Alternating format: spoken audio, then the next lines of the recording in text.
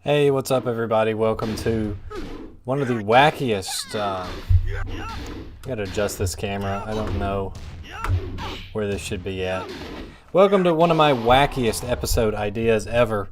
Hope everybody can hear me okay. I got a new desk, right? I got a new computer desk, so I have completely rearranged everything. And so at this point I'm just hoping everything works right, that you can hear me, that the stream is coming through, and that the quality is as it should be.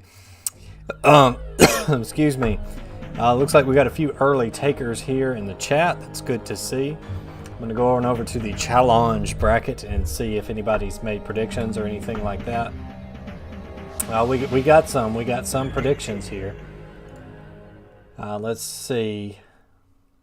I believe that's going to be from Rasmus. And good news, your email is obscured, so I cannot see what your email is. But he's doing some predictions for Lee, Chow Lon, Heihachi, Paul, and Kazia. Or no, that's my username, I guess. And he's saying Heihachi, Paul, and Kazia are going to win. And so we'll see what he says. Hopefully this lets people go and still make predictions after we actually officially start the tournament too. I would hope so. Because I really have no problem with that. I hope it would allow it. And that will be fun. Anyway, oh, I do sound good. Okay, great. And Jaime, I'm glad you're back. Good to see you back at work again, doing well. So what we're going to do, in case you haven't figured it out, this is an AI-only Tekken 1 tournament. And so the way we're going to do this is it's double elimination, just like you might find in an actual professional Tekken tournament. And I'm going to have to use main cheats to make a few of these characters fight each other, because the computer in Tekken 1... or some characters are only available to the computer in Tekken 1 unless you use hacks. Of course, we are using hacks. We're using MAME. Yes, I own Tekken 5, so I've got a copy of the Tekken 1 ROM set sitting on my PS5 disc, in case you're wondering. But we're going to set this up, have the AI fight each other in a tournament fashion, and see who wins. And so you can repeat this yourself. Somebody actually made some really cool cheats in MAME that allow you to do this. And the way I'm going to do it for boss characters is I'll have to change this value here and set the boss characters up to fight each other. And that's how I'll do that. So those matches will take a little bit longer, but hopefully it'll be worth it. Hopefully it'll be worth it. Rasmus says he had to bet on Lee because otherwise you'd be a traitor to the channel. While I appreciate your loyalty, I do not see Lee winning this, just because he is very limited in the arcade version of Tekken 1. He's like a crappier Law. So why don't I do my prediction and then we'll start the tournament. That sounds fun. So let me go to window here. Make sure I don't have anything embarrassing pulled up. Okay, so we've got the tournament here. I'm going to go to my predictions. So our very first match will be Kuma and Paul. I would say Paul wins this. Paul is really good in Tekken 1, so I would say he wins this. I think he wins this. This next one is tough because AI Michel Che can be tricky. I could see her pulling off some shenanigans and upsetting Paul. That is really tough. We'll go with Paul, just as a safe bet. I think Kazuya should be able to handle Prototype Jack. He is garbage in this game. Heihachi and Anna Williams. Anna is essentially just Nina in the arcade version. Nina does have some like weird frame stuns that are really strong, but Heihachi is pretty good. He's pretty good, so we'll go with Heihachi. We'll say Heihachi there. Jack and Ganryu. They are essentially the same character. I think Ganryu has like 1 or 2 sumo moves that Jack does not have. We'll go with Ganryu just to kind of spice it up. Yoshimitsu and Wong. We'll say Yoshimitsu. Wong is just a worse Michel in the arcade version. It's pretty much what he was in the first few Tekken games anyway. King and Law. I'm going to say King because King has a plus 40 on block down forward 1, which gives him a guaranteed free follow-up. And the computer uses that fairly often. King is really good. He's really good in Tekken 1. Law is pretty decent, I think, but I just think King has that going for him, so I'm going to go with him.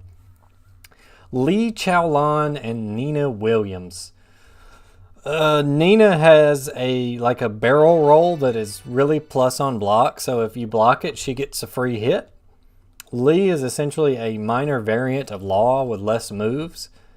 So unfortunately, I think I have to go with Nina for that matchup.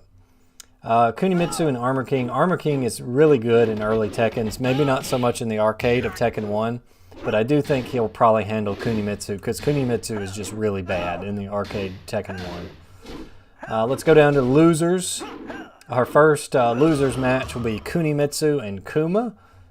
Kuma is again pretty much just Jack. Let's say Kuni Mitsub to spice it up because Kuma and Jack are pretty slow in this game and they can get juggled. Kuni Mitsub is a Yoshimitsu clone, so she does have like some spinny low kicks and things which maybe can keep the AI Kuma grounded. Who knows? Chow Lon and Kuni Mitsub. I think Lee could probably pull that out. I think Law would probably take out Wong. Anna is probably going to outspeed Jack. Michelle should handle Prototype Jack. Let's go back up to this one. Paul and Kazuya, the canon match. I'm going to say Paul. I'm going to say Paul just because Phoenix Smasher and Demo Man, and that stuff's really strong in Tekken 1. So we'll go with Paul. And usually I play Kazuya in Tekken 1, so I don't really know much about his computer, his AI. But Paul's is pretty tricky, so I think Paul can pull that out. Heihachi, I think, will take out Ganryu. I'm going to say King over Yoshimitsu. I'm going to say Armor King over Nina, because again, Armor and King are pretty good. I think Lee can handle Ganryu.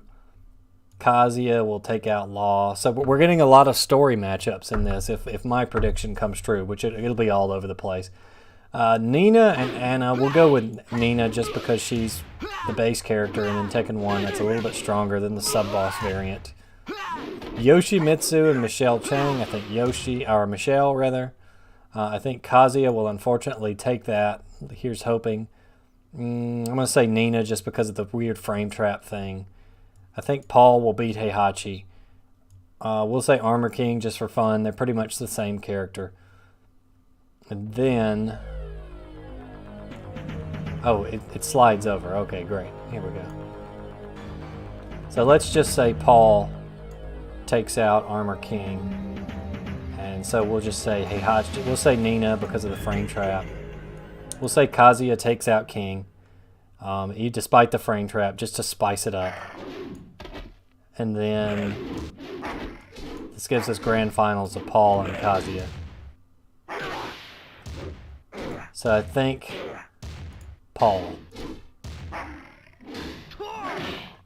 And this is my fun email address anyway, so I'm not really scared of you guys seeing that. Let's submit my own prediction, and let's go back to the bracket, and so we'll get ready to start this tournament.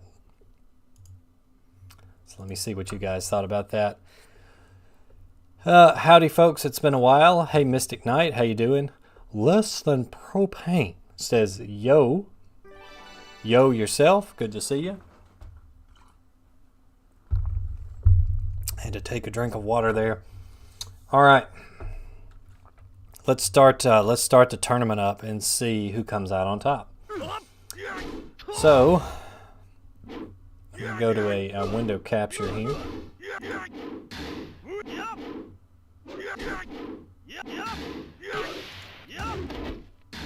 And I know that's probably hard for you guys to see, but let's just take a quick look at our bracket to see what we got going on. So our first match, as I said, is Kuma and Paul. Kuma and Paul. Let's go. So first off, just so you guys can see the setup here, we got our game options. We got our fight count. We're going to set it to 3 because most tournaments would do that. Tekken 1 arcade does not allow you to go above 60 seconds, which is kind of strange, but we'll take 60 seconds.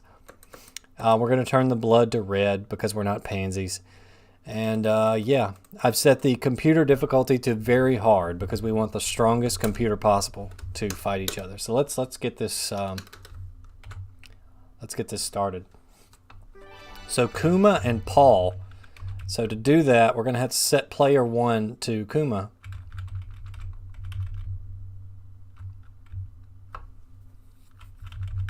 And there's no wild card in this tournament because I believe he crashes the game when he wins a match. Believe me, I would have loved to have put wild card in and saw what happened. Maybe if I can figure out how to make it not crash, we can do it. But for now, no dice. And again, here's the link to the challenge bracket so you can follow along yourself. Less than propane says King is going to win. So we'll see. We'll see who wins. Anyway, here comes Kuma and Paul. Get ready for the next battle.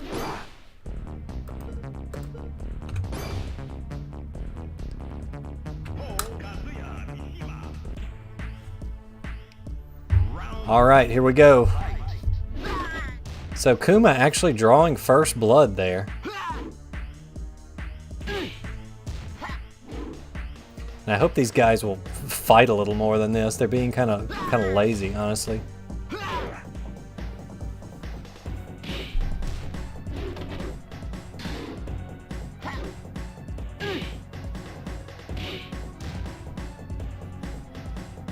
See, Paul is just disappointing me right outside of the gate. Way to go, Paul.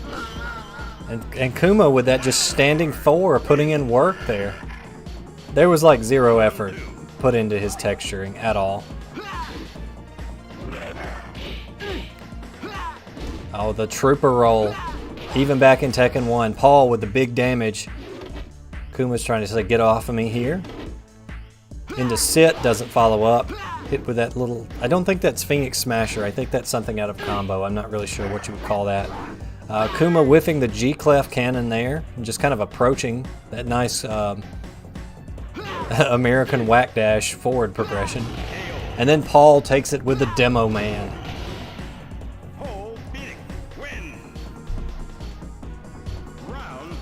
So admittedly, this is more even than I thought. I was thinking one of them would just kind of walk away and just kill the whole thing, but fortunately not. Yeah, high level AI, for real. See, that Demo Man may be what saves Paul, because the computer's just not reacting to that. Yeah, he's just putting in work with that move. If it keeps working, why not? The Shredder Kick. I don't know the move names. Like, I know the animations by heart, but I don't know the move list names for the non-league characters. Alright, so Paul goes up 1.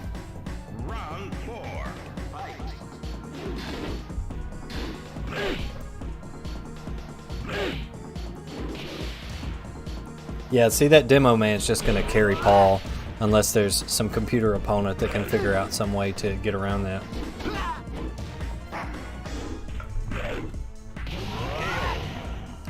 So Paul takes the first match.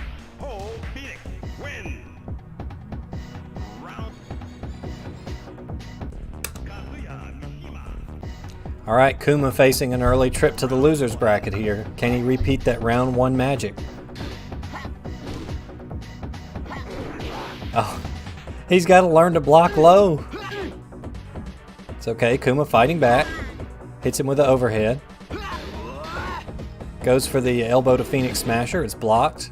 No follow-up. Hits him with the Demo Man again. Oh, he's going for the full string, but it won't be enough. The Demo Man. The Demo Man's just too good. Yeah, Rasmus is correct. Jun is only in Tekken 2 and Tekken Tag 1. And Tekken Tag 2. Oh no, he's got his back turned. Kuma doesn't really capitalize though. Hit with a trooper roll. Punched in the face. Demo Man again. It's not looking good for Kuma. Doesn't punish the whiff. Here we go. They're just staring each other down. Paul's waiting for a mistake. Finishes it with a Demo Man again. Paul Phoenix sitting pretty here, looking like he's going to take his first match. Yeah, this is some high-level Tekken right here.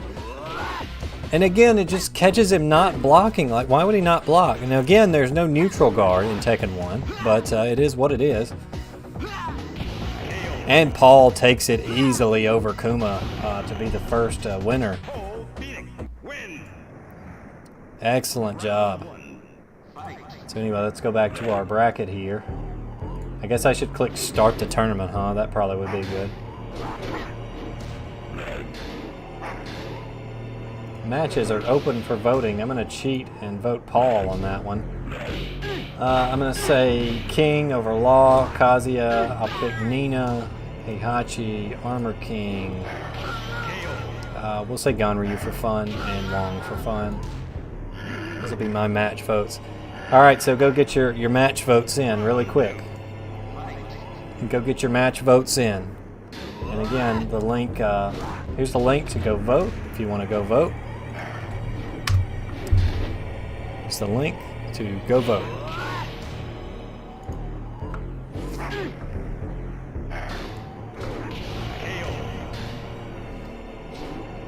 So our next match, let me drag Paul over here.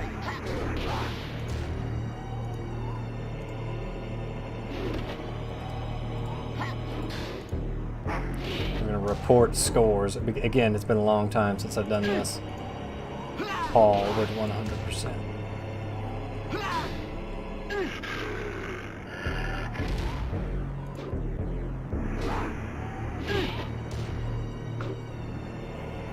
I would actually like to do this for Tekken 2 and 3 as well, but I don't know that there is an AI control cheat, and it's a bit out of my expertise to write one. So yeah, if we could get this code for Tekken 2, I would love to do it. And we'll probably redo Tekken 1 next week, just depending on how this goes, because this was kind of a last-minute idea.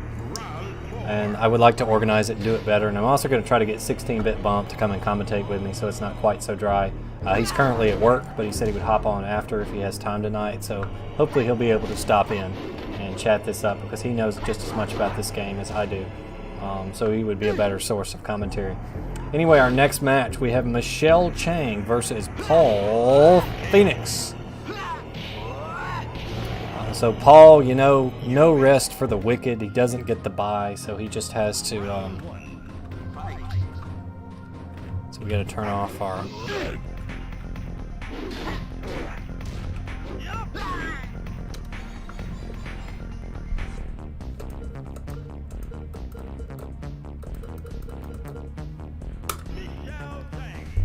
Alright folks, hope you got your votes in.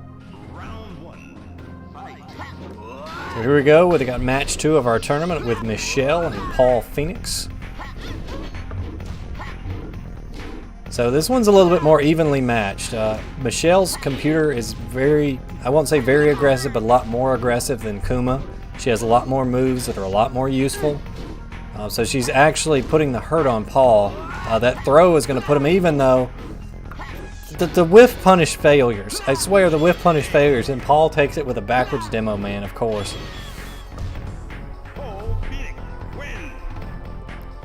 Get ready to see that move all night long. Somebody has to be the hero and take out Paul. I don't know who it's going to be, but somebody has to take him out. We can't just let him run the table.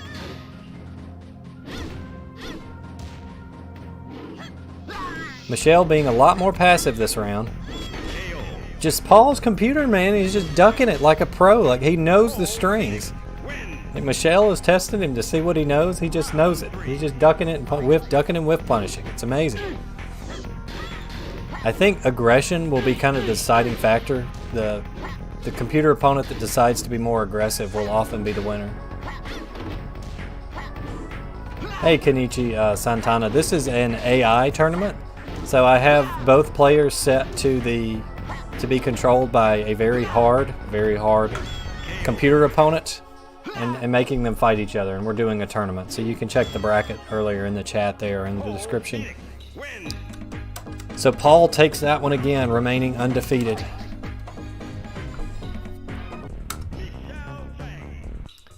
Maybe Michel can throw something together here for match 2.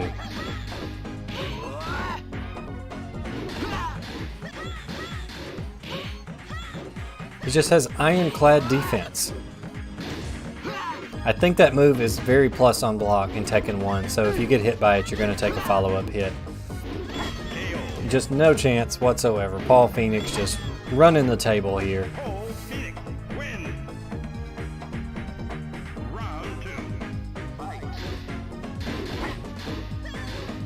But Michel with a good low block, not falling for the mix-up. There you go. Just slow start. Get some offense going, Michel. Keep him on the ground. There you go. Stand there and get thrown. Excellent technique. Nice get-up kick. Follow-up Oki. Misses the exploder. Blocks but can't escape the frame advantage. Nice get-up kick. Reads the low. Punishes. Oh, eats a death fist on wake up. At least we get to watch on the nice Fiji stage here.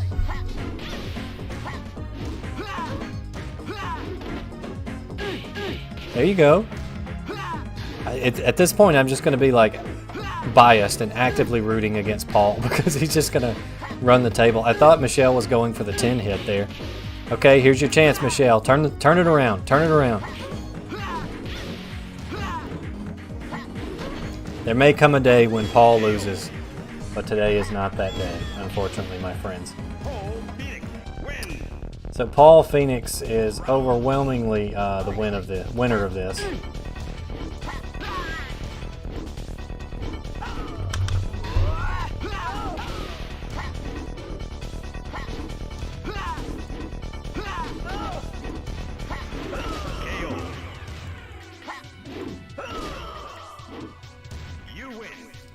Alright, so if you're just now joining us, this is an AI-generated, an AI-controlled Tekken 1 tournament.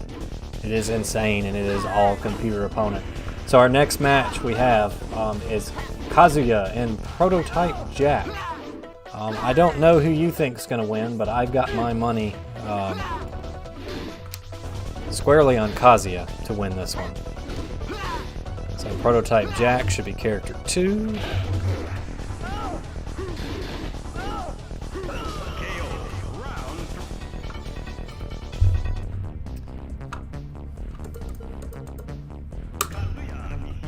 Here we go, Kazia and Prototype Jack. Let's see who pulls it out. So I am glad to see P-Jack at least being aggressive, because a lot of this seems to come down to who has better moves and who gets more moves off, would be my thought. And so Prototype Jack is not doing that bad, but remember Kuma started out ahead in our first match, so we'll see. What if Prototype Jack wins the whole thing?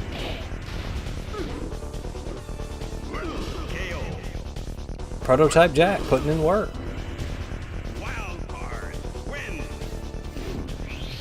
And again, the game refers to him as wild card because they didn't bother recording voices for all of the the computer opponents in the arcade version. I don't know, guys. We may have a match on our hands here. Look at that. Nice, just dodging the whiff. There you go. There you go. Follow up. Trying for some Oki. Doesn't quite land. Launch. Misses the combo. Prototype Jack. Match point. Oh, this is beautiful. Come on, Prototype Jack. I believe. I believe in you, P-Jack. Yeah, hit him on the wake up. There you go. Oh, don't let him come back. P-Jack, P-Jack.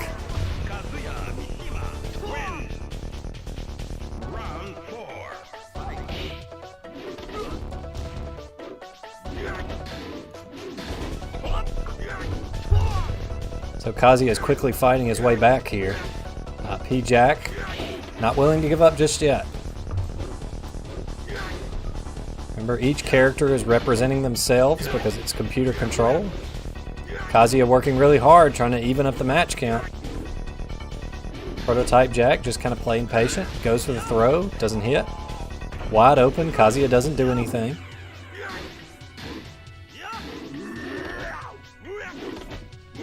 Again, just the missed whiff punish opportunities is killing me here. Oh, and Kazuya with a throw. I want to believe.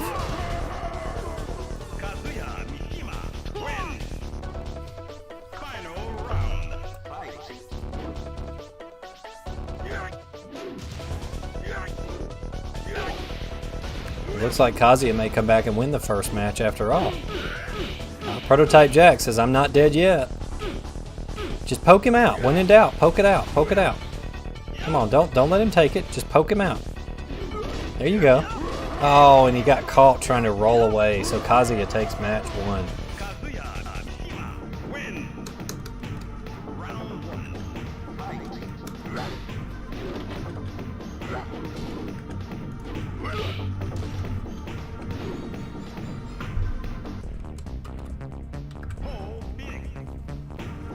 Alright, let's go into match 2. Maybe Prototype Jack can pull it out after all. Or maybe he can just eat a split kick to the face to open the round.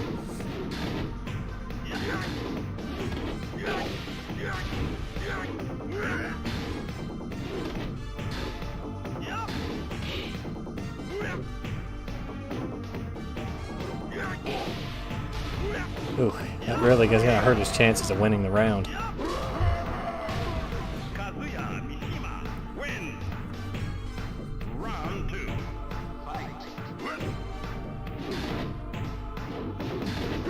Prototype Jack needs some of those big, heavy hits that he was doing at the beginning. That got him ahead, and then he just quit.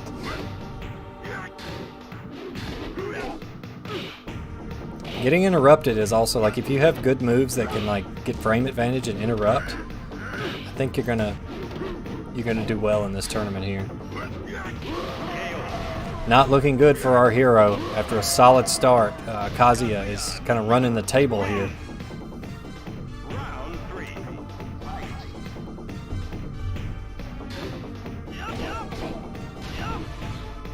Kazuya's looking to put it away. Prototype Jack goes for the throw. Maybe this is what he needs to turn it around, get a little momentum. Goes for another throw. If it ain't broke, don't fix it. Completely fails the Oki follow-up. Goes for another throw. It doesn't quite hit. Technically, this is a Tekken-like? Yeah, I guess. Oh, that would have ended it probably. He missed. Come on, P-Jack. No. Prototype Jack falls to Kazuya just like we expected. What a shame. What a shame.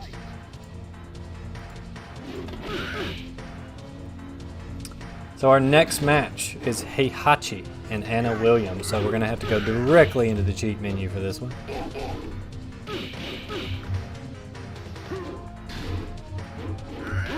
Heihachi. Heihachi and Anna Williams. Let's go. Don't really really know why I reset it there, but... And again, this will change once it goes to the actual match.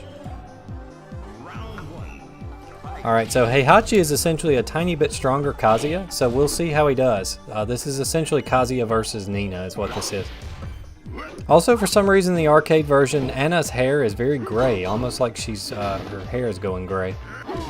Although at this point in the series, she's younger than she's ever been, so it just shows you how much little work they put into the sub-bosses in the arcade version.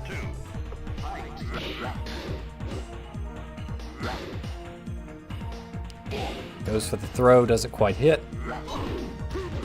And that roll, I believe, is so plus on block that you get a free follow-up. So if she uses a lot of those rolls, she'll be in good shape.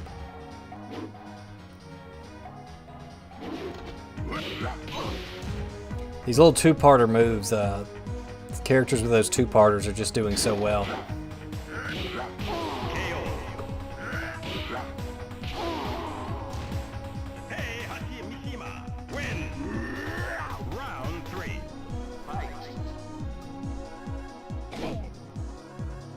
What if Heihachi wins and it's just like the boss character wins?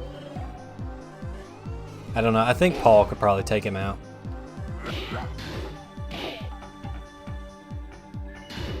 So far there hasn't really been any surprises in this tier-wise, which is unfortunate, but hey, you never know. When we get into some of these sub-boss versus sub-boss matches, maybe we'll see something interesting. Oh, the throw! Well done, Anna.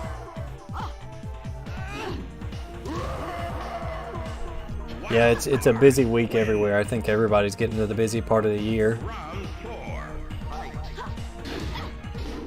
Nice follow-up, hit him with a stun.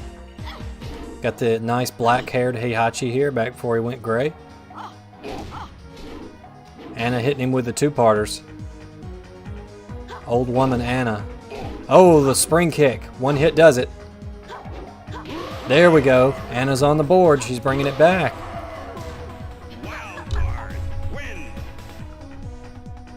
I believe she still has that win pose in Tekken 7. That is true. I mean, Prototype Jack kind of started hot, and then he just kind of died. Like, I don't know what in the world happened there. I was really disappointed by that. But the result was exactly what we expected, unfortunately. The final match total.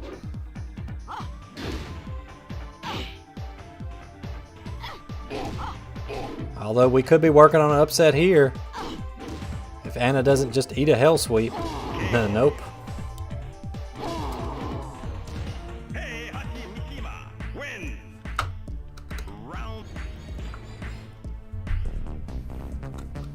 Alright, this is it. This is Anna's chance for a big upset. Big upset. Round one, fight.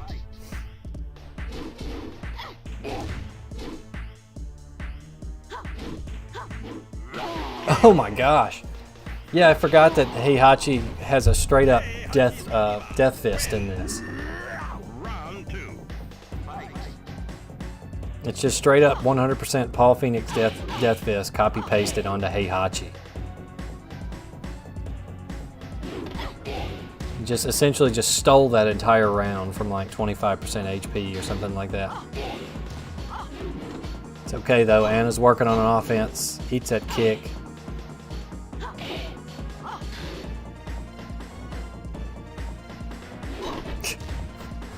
It kills me when they just dash at each other back and forth a few times.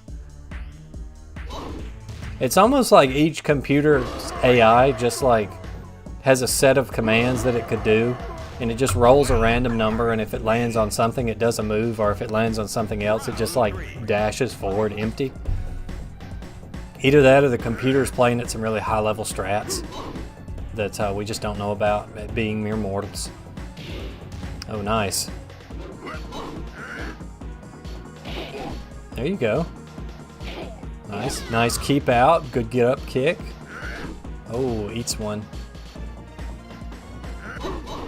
I wish he would just run in and hit him. There you go.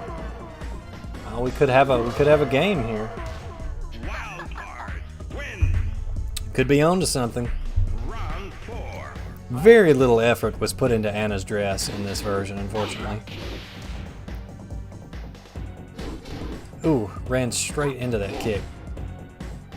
Come on, Anna, throw him or something. There you go. Come on, Anna. All right. Oh, come on. Come on, Anna Williams. Yes! Haha! Okay, it's 1-1 here. We got potentially an upset brewing here.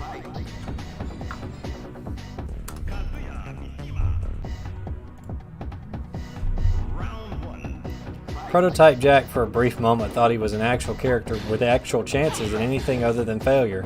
Unfortunately, he was then swiftly reminded that he was in fact Prototype Jack. You said it, Rasmus.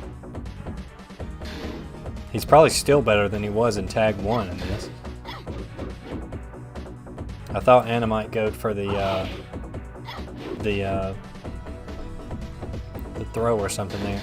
Less than propane with a big $10 says $10 on King. I believe in him. You, sir, are indeed a king. Thank you for the donation. Greatly appreciated. Not worthy. Speaking of which, Anna Williams with drawing first blood here. She wants it. She wants it bad. Let's see, because she sent Heihachi into losers. Hits him again with a barrel roll. Blocking the kick. Falling for that crap. Hits him with a sneaky low. Ducks it. Blocks the second hit this time. Whiff. Anything could happen. Ella Golding would be so happy. They're just kind of staring each other down. Goes with a simple kick. Oh, interrupted. The interrupt. Big whiff. Doesn't punish. One hit. Oh, and hits it. I don't know what that move is called, but it served her pretty well. This does anyone know what that move is? The like the Kamehameha double open palm. That's another move that's still in the game to this day, and I don't know what it's called. Oh, there it is, serving her well again. Anna Williams. Tekken 2 all day long. I appreciate Tekken 3 for what it did, like, mechanically for the series, but if you ask me what my favorite, like, most nostalgic game is, I'm going to take 2 all day long. Oh, one hit. Ladies and gentlemen, we have our first major upset. Anna Williams taking out Heihachi. Wow. Let's report that score proudly. Anna Williams, 100%. There we go.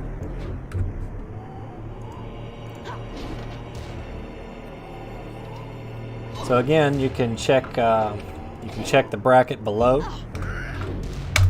Just now hopping in, you can check the bracket. Anna Williams upsetting Heihachi to move on. Heihachi falls into losers. We'll find out who he fights shortly. But next match is going to be a battle of the bruisers. We got Jack and Ganryu.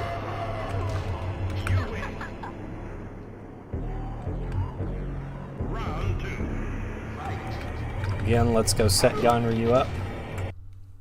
Good morning.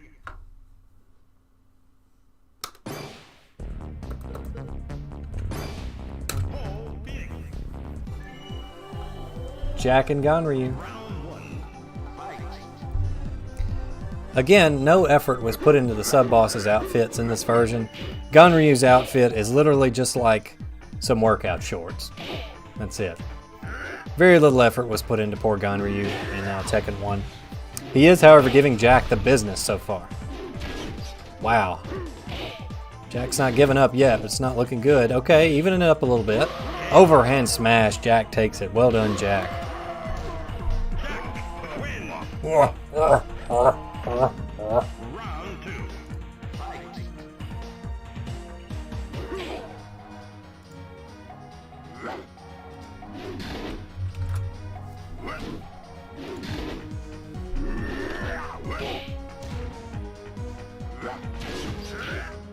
If you played in a Tekken 2 tourney, who would you play as? If it was a tourney and not casual, probably Kazuya. And I would imagine there would be a lot of Kazuyas in that tournament because he's by far and above the best character in the game. I do like to play Lee. Like if I had to play Lee, I could probably hold my own. But Kazuya is just too good in that game, and I've used him too much against the computer. I mainly use Lee, Kazuya, and Armor King in that game. But it's been, I won't say it's been so long since I played competitive Tekken 2. I played a few sets with Mooski, who stops by the chat sometimes. I played a few games with him a couple months ago before KIT, when we were just kind of burnt out on practicing Tekken 7, so we loaded up some classics and played some Tekken 2. And he was the only one willing to play it, so me and him grinded out some Tekken 2 matches.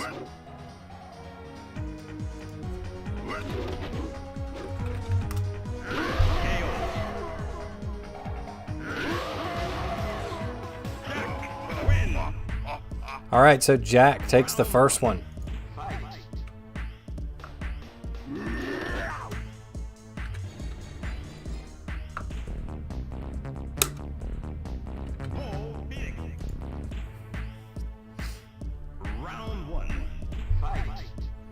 So let's see, Jack and Ganryu again. Second set.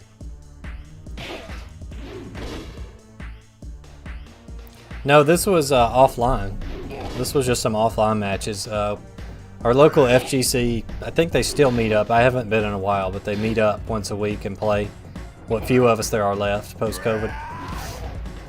And we just brought the game. I brought it, and we loaded it up and played some T2. So Ganryu getting it handed to him as expected. So far, Anna is our lone sub-boss, kind of leading the way there.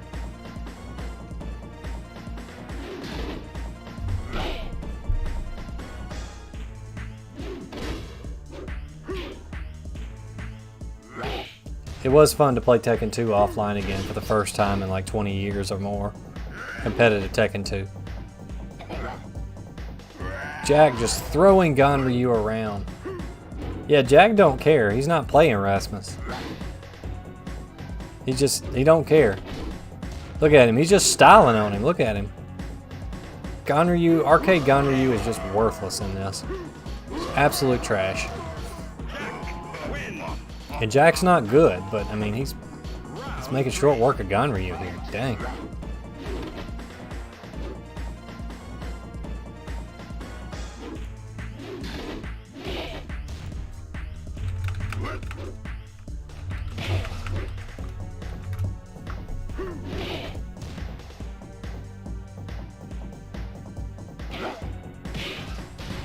It's going to be the best hit Ganryu gets in the whole tournament.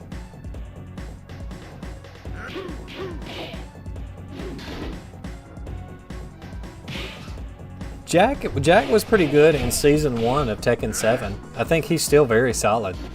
He's maybe not as good as he was, but he's still very, very solid. He has an excellent keep out and space control game. Okay, Ganryu, look out.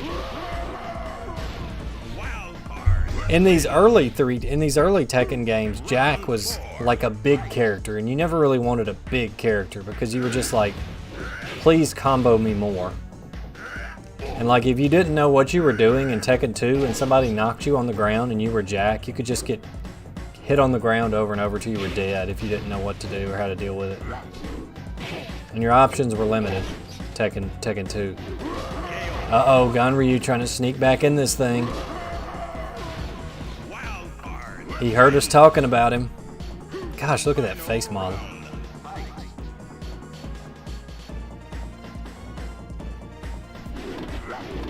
That's a good question. It seems like from when I read like tier lists online, Bruce was lower because of like some punishment. I don't remember, like some bad frames or stuff. I just know Kazuya's at the very top. The bottom is going to be like Kuni Mitsub, Prototype Jack. It seems like Wang is down there at the bottom. I would have to look up a Tekken 2 tier list. If I had to guess, Bruce is like mid to low tier. He has some nice high damage strings, but once people know to block them, you know, you're just going to get blocked and punished. Uh-oh, it's anybody's game. Oh, and Jack takes it. Congrats to Jack.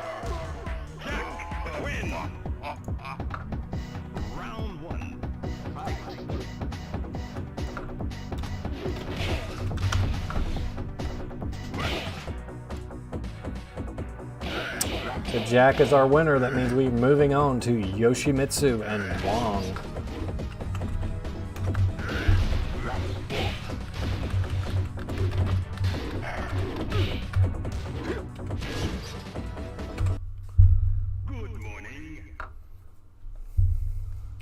Rasmus says, I've been a big fan of Jack's game plan of let them come to you and punish them for overcommitting. It's something I've never seen elsewhere.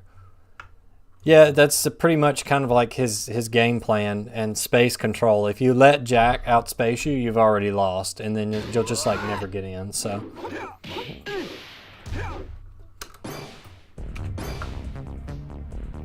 all right, who did I say we had next? We got Yoshimitsu versus Wong.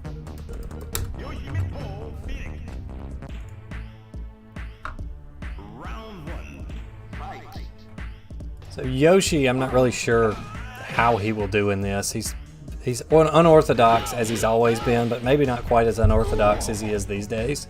I mean, it was Tekken 1, so what really defines what was an unorthodox Tekken 1 character in Tekken 1?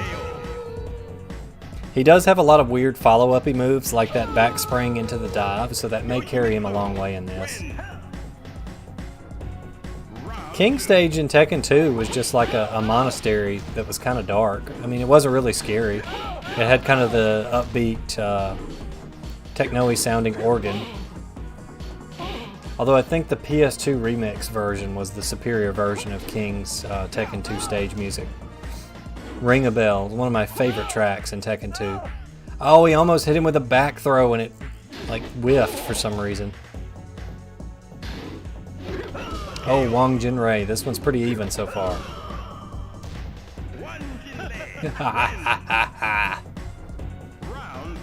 Poor Wong.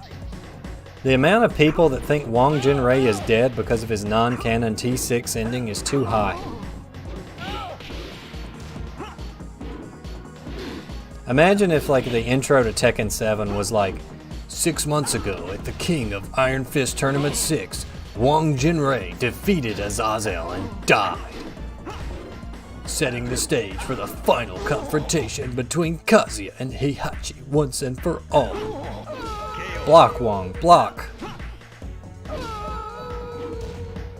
Move is absolutely terrible in competitive play. Yoshimitsu just wrecking face with it. No, Wong is still alive. And Harada has confirmed this on Twitter. He's still alive. He just wasn't in Tekken 7 because nobody played him. But his T6 ending is not canon. The only people that fought or messed around with Azazel was like Jin and Lars and Elisa and Raven. Those are the only ones. Yeah, Wong is still alive. He's just extremely old, which is probably why he's not competing. Oh, the back throw. That's going to put Wong in a good place. He's still going to have to do better if he wants to overcome Yoshimitsu, who's up one match.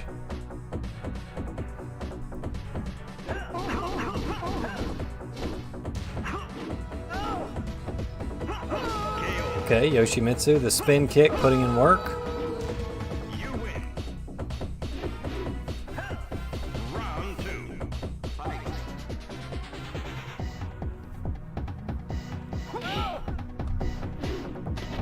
He had an opportunity for the back throw, but missed it. G-clef cannon whiffs completely. Tries it again, twice as nice. Takes a kick to the face. Jump punch. Back throw, back throw. Oh, no back throw. Would have ended the match, too. Back throws were a thing in Tekken 1, but they were extremely rare. Like, you had to be in a weird situation to back throw somebody in this game. But they did bother to put the work in. Can we get an orphan grown up as a DLC fighter? I mean, technically Lee Chow Lon was an orphan who was taken in by Heihachi, so does that count? It's 1-1 here in the second match. Wang just trying to force that G-clef cannon, but making it work. Keeping him on the ground. Blocks the jab. Could have punished, no punish. The computer is not very big on punishing. Unless a human player is playing them, in which case they punish everything perfectly. Wang Jinrei goes up in the set, 2-1.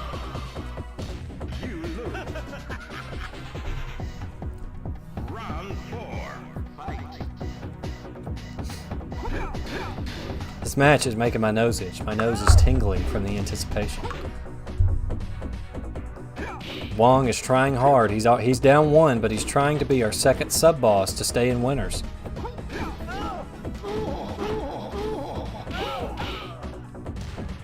Maybe next week when we redo it, we'll mix it up a bit and do like a sub-boss tournament first or something.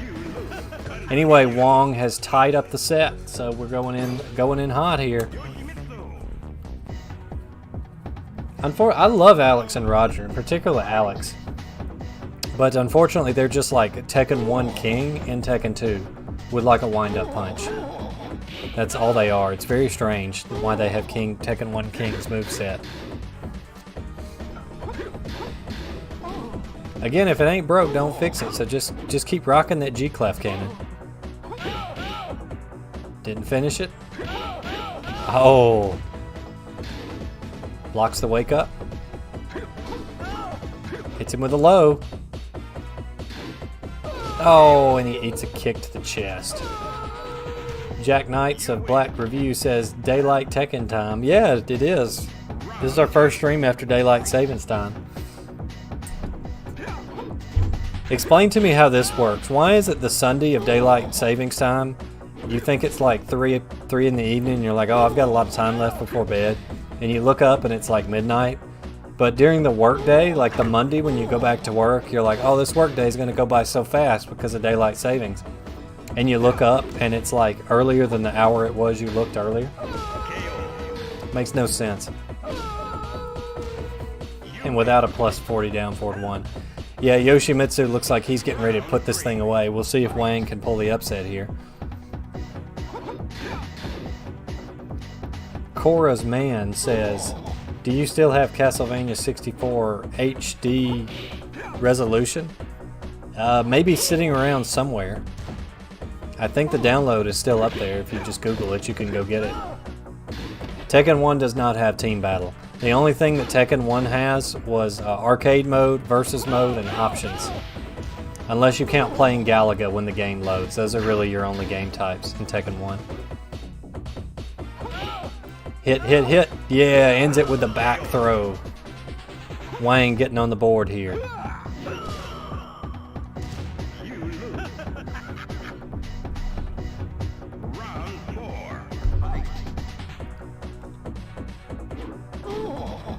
Come on, Wong, you can do this. Maybe you can't, I don't know. I'm going to say whoever stays in winners is going to win it because I just don't see the computer being able to do a bracket reset unless it's something crazy. Alright, that's going to do it. Yoshimitsu is going to take that one. No sub-boss victory on this one, fellas. Winner is Yoshimitsu.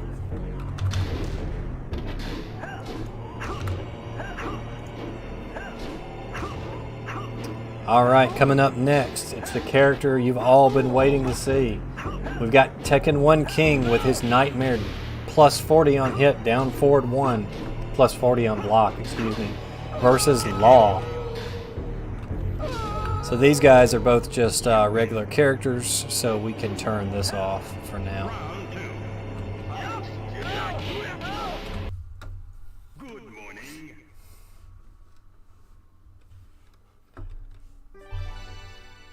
So I'm going to check and see what kind of predictions we got coming in.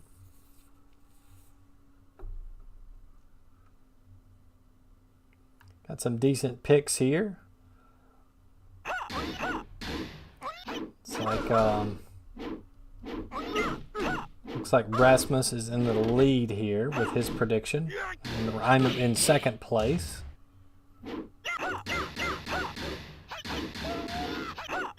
So let's just vote on some of these remaining matches. We got Prototype Jack and Michel Chang. I'm going to say Michel, Paul, and Kazia. I'm going to go Paul. I think Anna can take Jack. And I think Heihachi will probably beat the pants off of Ganryu. His little swim short pants, I think he will beat him. But anyway, let's get right on to our next match. We have King and Law.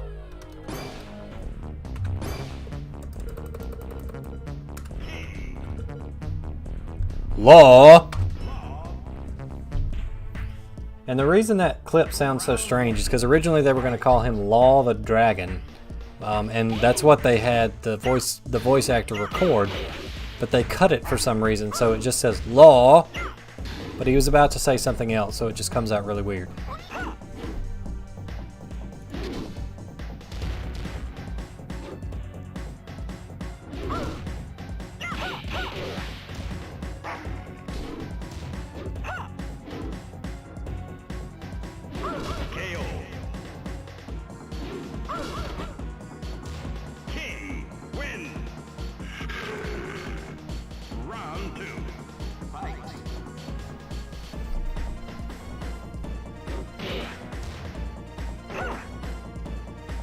I love that. The noogie throw is so great. I love that.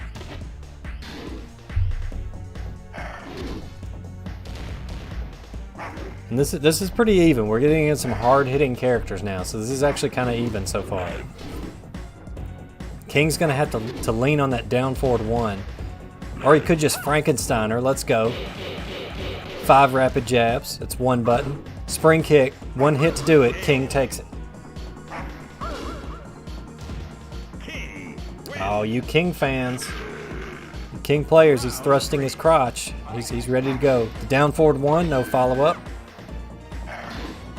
Kick, nothing. Eats all 3 kicks. King off to kind of a rough start here. He's still up 2 matches.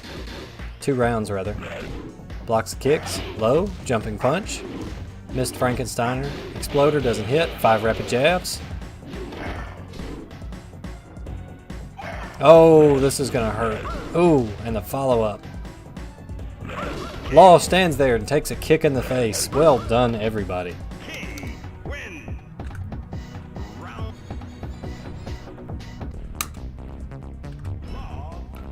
Only if Tekken King's shirt can get blown off like King's in Art of Fighting.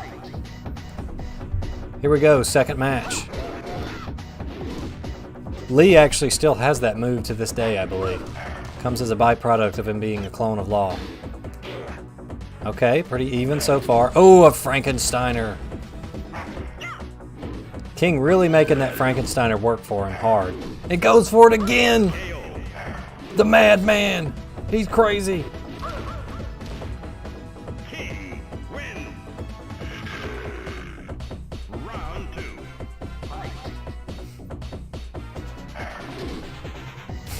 Rasmus Dane says, note to self, getting kicked in the face is not a winning strategy. I would tend to agree. Those little like 3-hit strings that are like 3 high kicks and 3 high punches, those tend to put in a lot of work in this computer tournament. Yeah, I mean, if it ain't broke. Hits him with the alley kicks. Oh, Law getting on the board. 1, 2, 3. Maybe that's why he has a 3 on the back of his jacket, because all his strings are like 3 hits. Computer Law is backing up a little bit. Maybe he's trying to avoid the Frankensteiner. I forgot how strong Computer King's Frankensteiner would be. But it does such insane damage. Oh, Law's in a pickle here. Perfect. King with the perfect.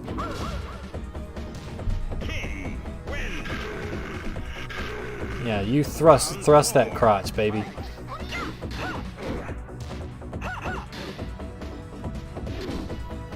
All these Frankensteiners. I need a Frankensteiner counter in the bottom of the screen. Oh, there's another one.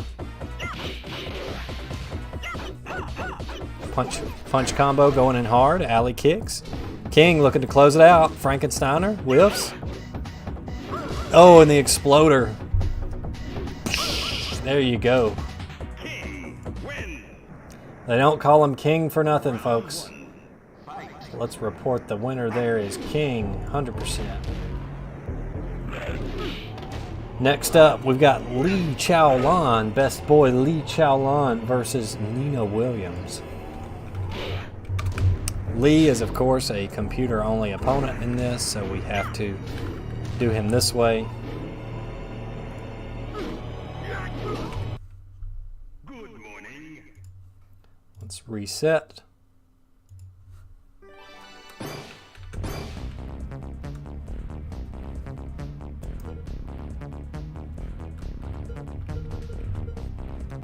Nina Williams. Lee versus Nina. Let's see what he can do. Get kicked in the face to start off. Lee is very gimped in this. He's essentially a bad Law. But maybe he can aggressor his way to victory. We'll see. Or he could also just stand there. Gonna have to block that at some point, Lee. Let's go. Nina Williams. Less than propane says he's gonna take a bong rip to celebrate. Why not clean energy with propane? Oh, it's him with a C. He's just Law. I mean, he's just Law. That's all he is. He's just straight up Law.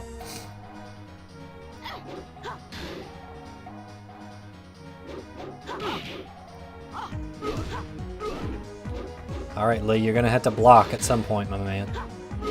No, don't. Yeah, hit her low. There you go. No. Oh, Lee, you're letting me down. Nina Williams. Win. AI Nina is very aggressive, and she has a lot of really good moves, so I think there's going to be an uphill battle for Lee. And again, I randomized these seedings at the beginning, so I didn't like pick this as a match for him or anything. Yeah, hit her with the 3-string. There you go. Which Tekken character would I want to have their own show? Kuni Mitsub, because that's what most people wouldn't pick. Chaolan. Win. Round 4. It'd be really neat if they put the effort and money into like a Tekken show that was kind of like Game of Thrones, with like a bunch of like open plot threads that kind of converged at a tournament somewhere. I think that would be really neat. But I don't know that Namco would ever put up the money to make something like that.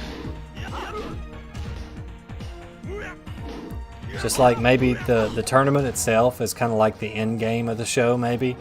And it's just like a lead up to like how all these characters interact and how they fight each other at the tournament.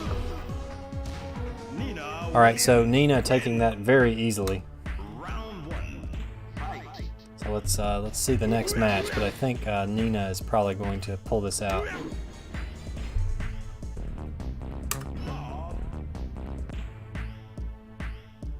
Round 1. Wild card would just crash your TV set, so I don't know if he's the best choice. Nina being very patient, Lee is just kind of waiting out to see what she's going to do. His strategy is admittedly not working very well. Oh, that move. That was the move that was putting in so much work with Anna against Heihachi.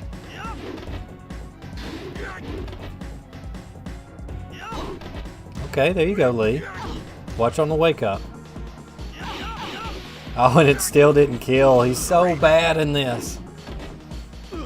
Of course, jumping wildly into the air, leaving yourself open, doesn't make for victory either. Round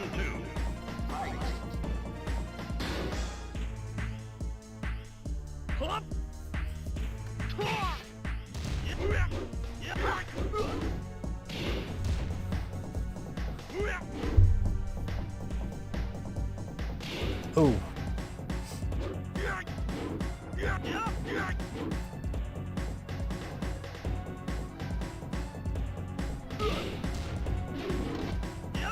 Yeah, Lee is just so bad in this. I hate it for him, but he's a little bit better in the PlayStation 1 version. They gave him a few moves.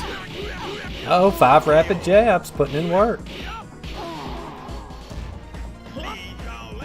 There was a Tekken card battling game, I think, on the Wonder Swan.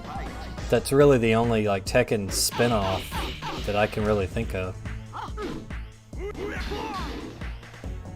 It's the only unique thing about the Tekken card battler game. It was the first time that Crow was a playable character without cheats. And I think you had to unlock him in that, if I remember right. Yeah, walk into that, eat the frame advantage, there you go. Just hit her, Lee. Come on, just 5 rapid jabs, that's it. with GPD Win 2 controls. Probably. Round 4.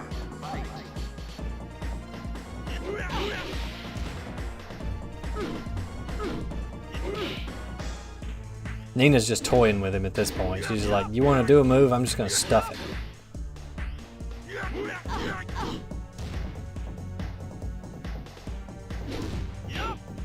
Nice interrupt. Alright, keeping the pressure on. I like it. Eats that wake-up kick. Dashing around. Nice down forward 4. Launches, no follow-up. And eats a wake-up kick to take him out. So Nina takes it just exactly as I predicted. Win. Round 1. And it's kind of funny, challenge kind of knows before I enter it in on a lot of these, so that's kind of creepy. Alright, so we can continue on with winners, and then we're going to have to swap down into losers for just a second. So our next match, we got a real heavy hitter here. We got Paul versus Kazuya. So again, we need no cheats for this because these are both standard characters. Let's reset.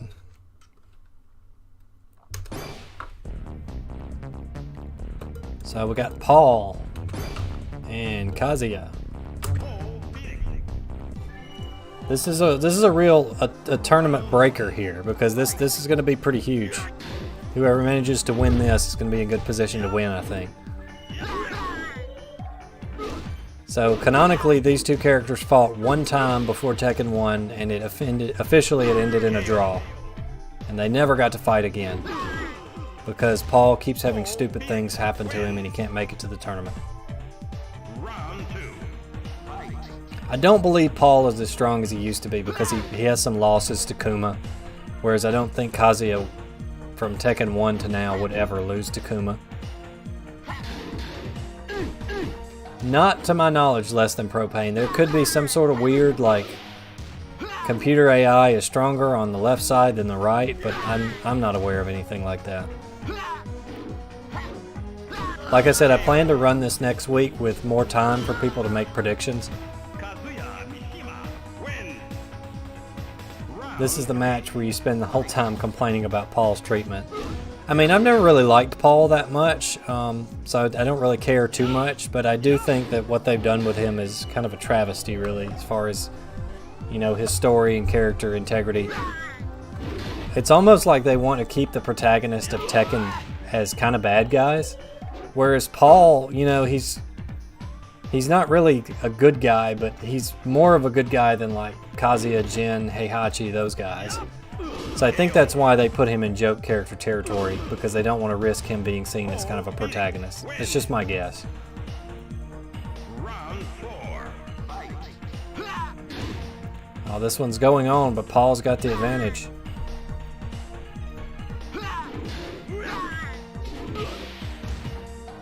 We haven't seen one 1-1-2 punish this whole time. Paul's also not doing as many demo mans as he was the first match where we saw him. Yeah, I mean, really, like he's such a joke character. He's just kind of neutral. Especially since these days he's usually just entering the tournament to get money. Like he doesn't even care about anything else. No, Kazuya with the hell sweep.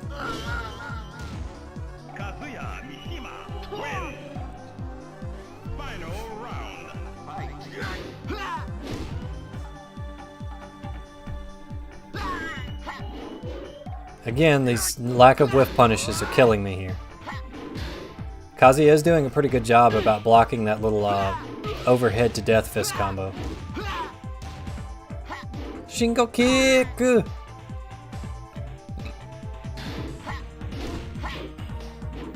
It's really anybody's match still. These guys do so much damage, but it looks like Paul is going to take match 1. Let's go, Paul.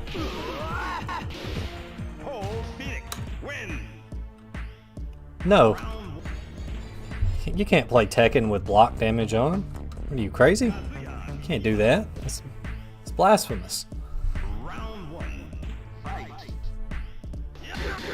I'm not saying I didn't do it to unlock all the characters as a kid, but Any kind of competitive Tekken, you got to turn block damage off.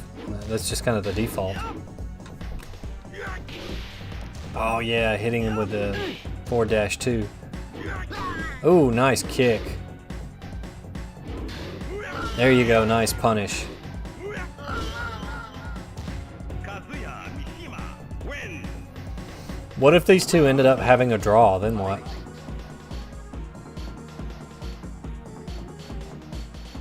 We could do sudden death. There's a flash punch combo. Not to punish, but at least he did it. It's either flash punch or demon slayer. 1-1. I just call it 1-1-2.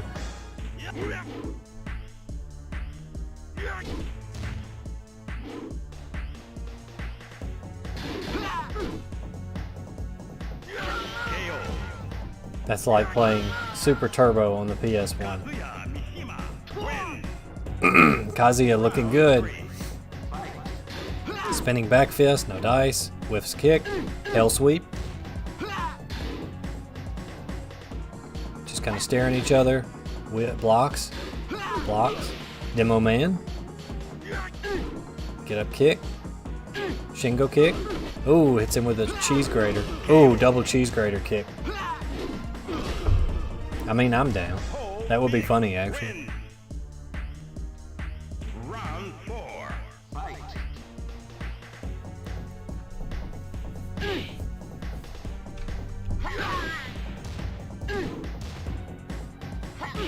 Ooh. So is Kazuya going to give us another match, or are we going to see Paul take this one home? If he keeps landing those death fists, I'm going to say Paul's taking it.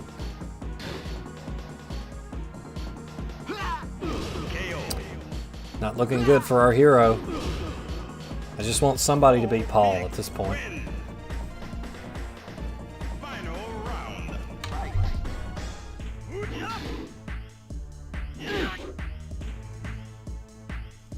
I'm the most biased tournament host ever.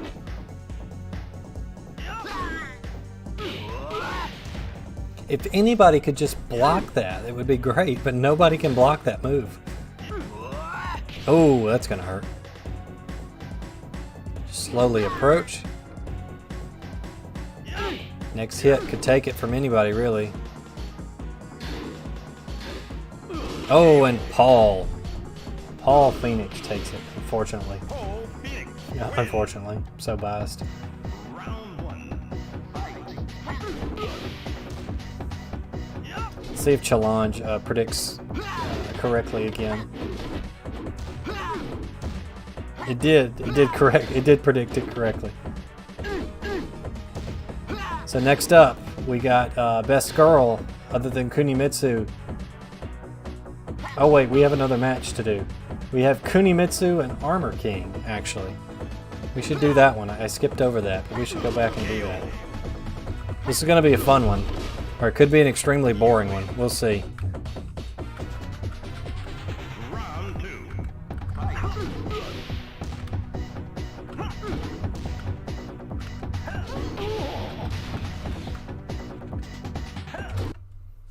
Good morning. Kuni Mitsub and Armor King. Armor King is pretty decent in these early Tekken games because he has a lot of Kazuya moves and abilities. So I think Armor King should take this pretty handily, but we'll see. But Kuni does have some of those follow-up moves, but Armor King's got Frankensteiner, so we'll see.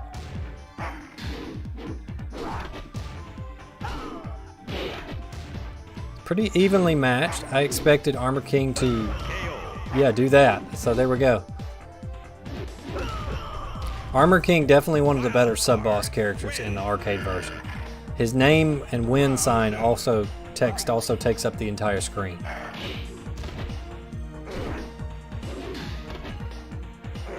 Oh, hits him with a throw. Switches sides for seemingly no reason.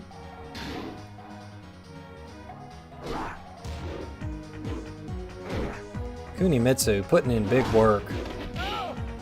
If all 3 hits of that had landed, it would have been the match. Can Cooney avoid Frankensteiners long enough to end it?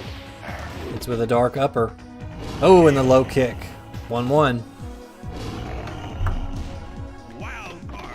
Again, no effort at all put into the hair physics in this version.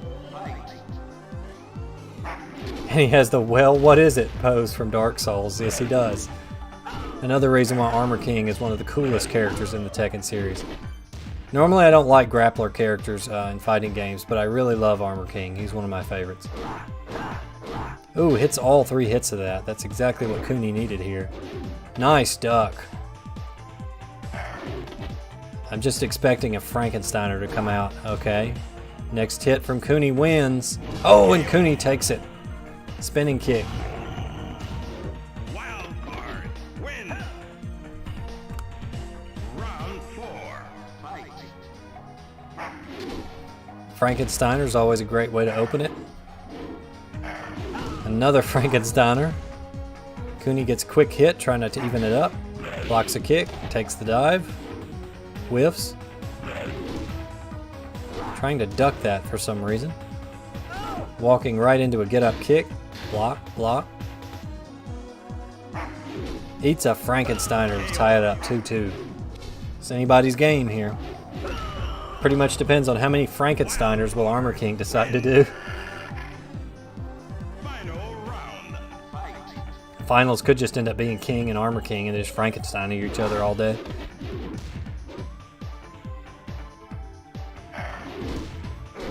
Okay, resets the situation there. Nice kick. Sneaky low, Frankensteiner. Gonna put him about even. Oh, the knee bash. With a kick, flips over, perfect whiff, misses the whiff. Next hit from Cooney wins. Watch it. Oh, and Kuni Mitsub takes the first one. I would consider that an upset. I really would. King is really good in this. Or Armor King, rather.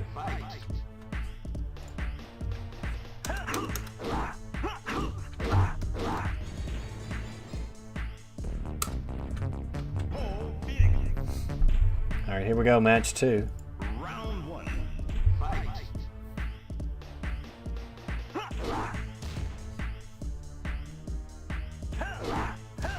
Cooney's coming in hot. She wants it.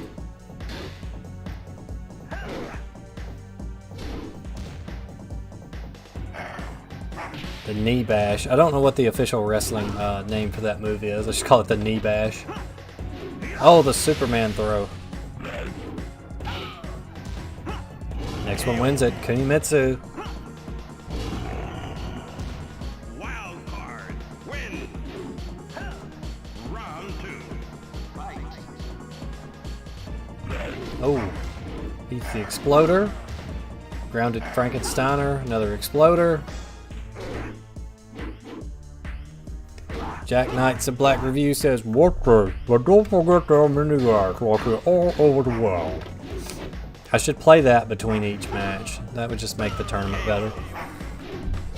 Oh, and Frankensteiner. This whole thing just be Frankensteiner 1. Wild card. Win. It's Iron Fist tournament, not Iron Frankensteiner tournament, Armor King. Goodness sakes. Kuni Mitsub says she can throw 2. It's hit in the face.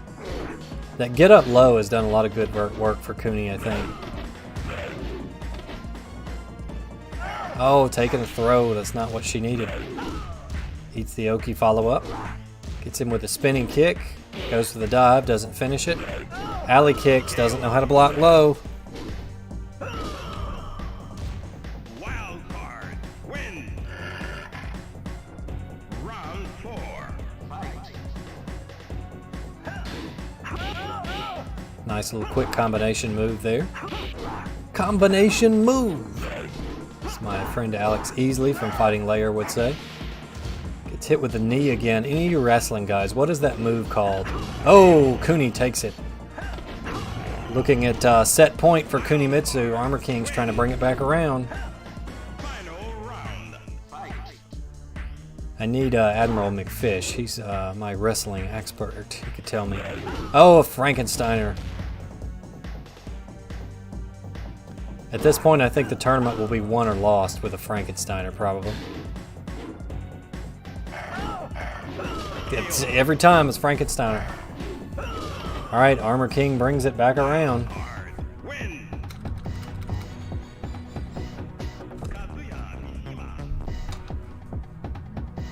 Round one. None of them. Probably Tekken 2, just because I'm a Tekken 2 homer. But yeah, I really like the non-just wacky crazy versions of Yoshimitsu. So I thought he had a decent look, and the outfit with like the square hat with the tassels I thought was really cool.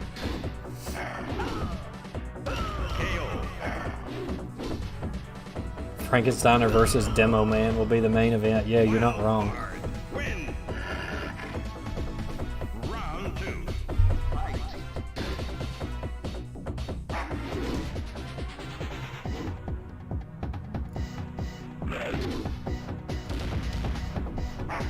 T5 Yoshimitsu is okay.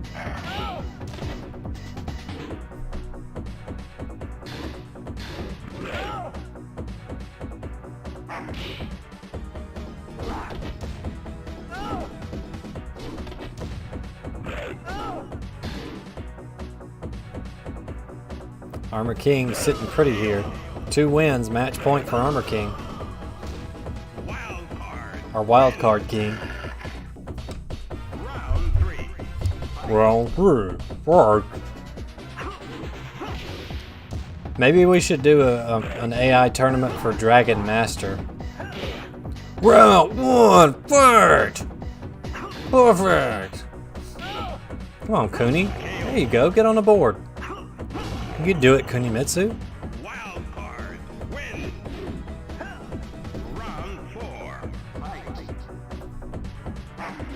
Oh, these Frankensteiners. I didn't realize how important having a Frankensteiner would be to being successful in Tekken 1. Of course, if the computer could whiff punish properly, that would be just an entire game changer as well. In preparation for next week's tournament, I will screw around with this a little bit and see if I can like make the computer fight like even better somehow. I don't know if it can be done, but I will try. I don't know if like maybe we have to put them on like level 9 or something. That might work. Anyway, surprise, surprise, the Frankensteiner takes it. Wild card. Cooney Mitsub unfortunately falls into losers with that. Armor King is your winner.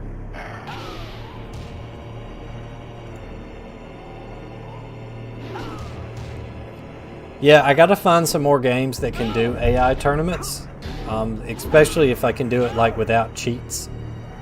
Maybe I could do a 99 stock match, Smash Brothers, and we just sit and chill and hang out and watch it the whole time. Wouldn't that be fun? Alright, so we got this losers round 1. Why don't we go take care of that match? We got Cooney Mitsub and Kuma. We'll do our first elimination match.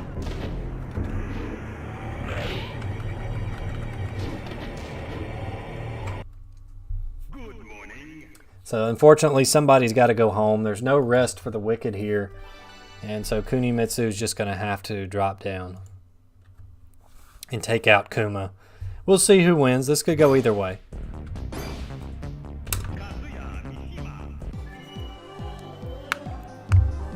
What do you guys think? Do you guys think Cooney will pull it off, or do you think Kuma's going to send her home?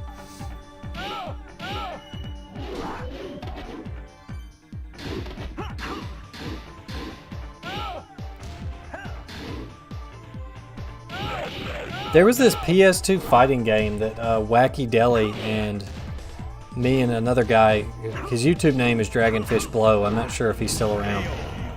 We used to play, it was this PS2 Japanese import boxing game we would play, and you could do a randomized tournament with all randomized boxers, and so you'd end up with like super heavyweights fighting these like flyweight guys and just getting massacred.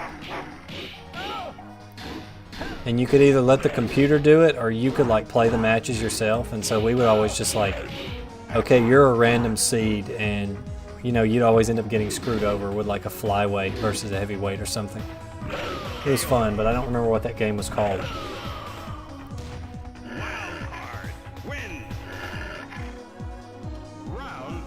So we're 1-1 so far in our first elimination match. Both characters fighting to stay alive here.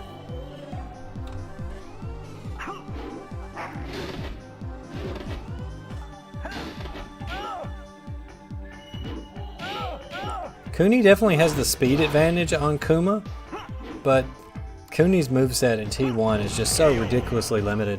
Of course, not that Kuma's is any better. Wild card. Win. Round 4. Fight.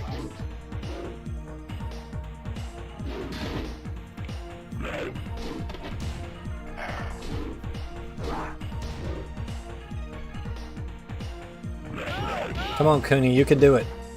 I believe in you. What was that?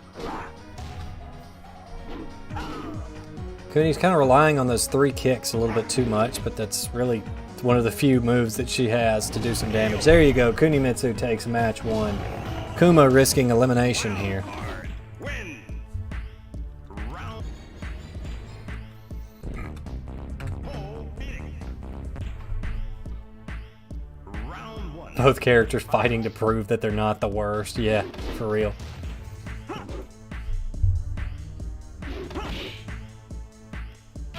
Cooney should just take this nice and easy here. Nothing crazy. Just put him away.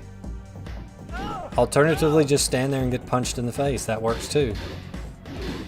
At least she blocked G-Clef Cannon. You never want to be the guy that gets hit by G-Clef Cannon. Oh, just picked up and slammed to the ground. There you go. Watch these losers bracket sub-boss dregs battles being like the ones that are the most entertaining. Because, like, we know what's going to happen in winners brackets. It's going to be Demo Man all day. But this is entertainment.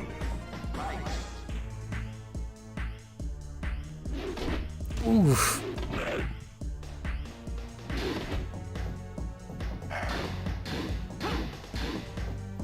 Kuni Mitsub always does really good in the first match and then just, like, screws it up in the second one.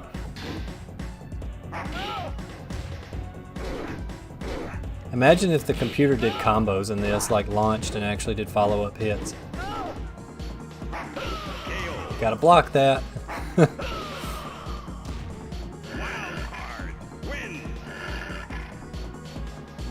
Maybe.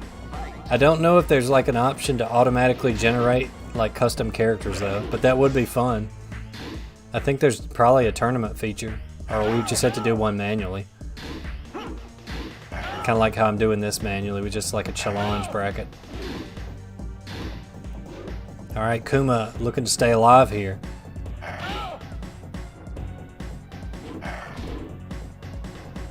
You and me both, Girls Not Blue, but I knew that there wouldn't be. Arcade mode in Tekken 7 is functionally useless. Like, there was no reason. And it's like 5 stages. Like, they couldn't even expand it to 10 stages for the arcade version. I mean, for the home version. And I've actually played the arcade version of Tekken 7. And it's still 5 stages. Like, so you had to pay like $1 and you only get 5 stages. But anyway, we're tied up here, so we gotta go. Kuma's trying to stay alive.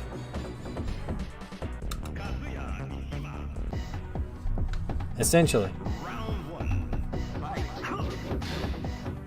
So, Cooney seems to do good every other match, so maybe she's got this one.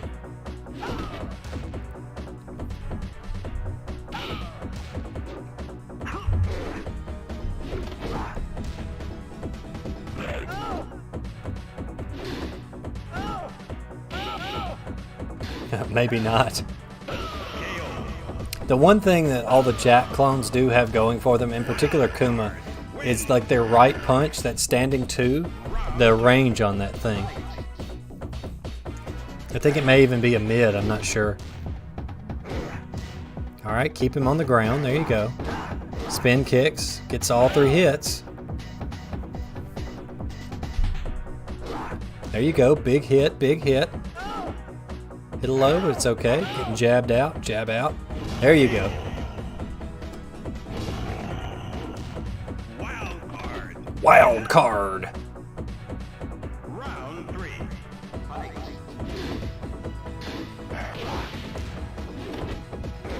Yeah, it would be really cool if they had some sort of like generate a bunch of random characters tournament fight. Oh, Cooney with the perfect goes up 2. Set point for Kuni Mitsub. Kuma facing elimination here. Round 4. fighters just stare each other down. No, but neither one wants to be the worst character, the worst sub-boss character. The first character sent home. Nice duck. Still gets the first hit. Whiff. No punish on the block stun. Takes a kick. Low punch. 2, 3, that's it. Kuma goes home. Kuma is the first character to go home from the tournament. Kuni Mitsub takes it. Round 1. Fight.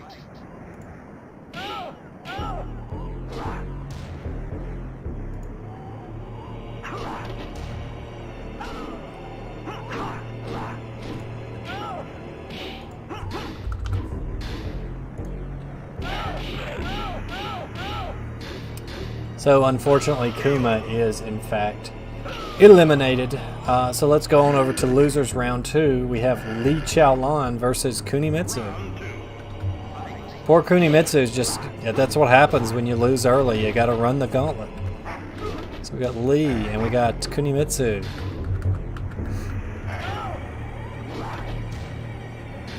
It kind of tells you how much work Kuni Mitsub got because she's like dead last in the character array besides wild card. So it's no wonder she has the least amount of work put into her, especially in the arcade version.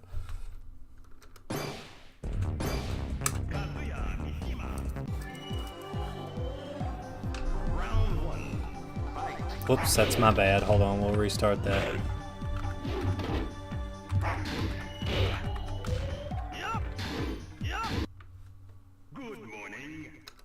I goofed. Tournament organizer is disqualified. There we go. Lee versus Cooney.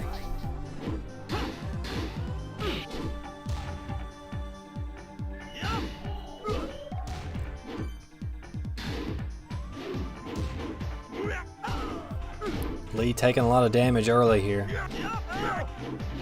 Again, the spin, like these triple hit moves are putting in a lot of work in this.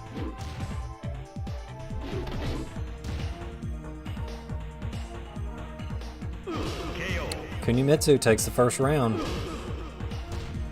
Wild card. Win. Round 2. Fight.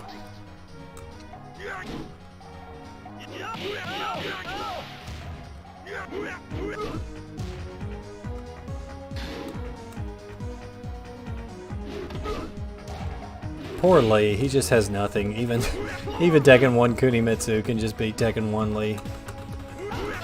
Oh, he heard us talking about him, but Cooney pulls it out with the spin kicks. Again, those spin kicks just doing a lot of good work. Wild card. Win. Round 3. Fight. Oh yeah, having to unlock Devil Kazuya in this is like the absolute worst thing in the world. Like, it is terrible. To this day, I still do not have. That's the only Tekken character I've never unlocked was Devil Kazuya in Tekken 1. Just because I refuse to do that Galaga nonsense.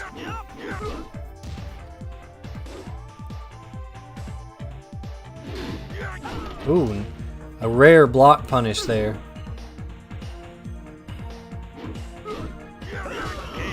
Lee trying to claw back in it a little bit. Win. Round 4. Fight. They're just really proud of their kick moves, I think.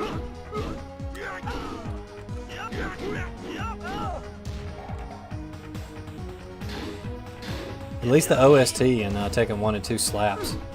Namco's probably going to claim the video from like Pony Cannon or something. Oh, Lee trying to fight his way back. Win. Final round. Fight.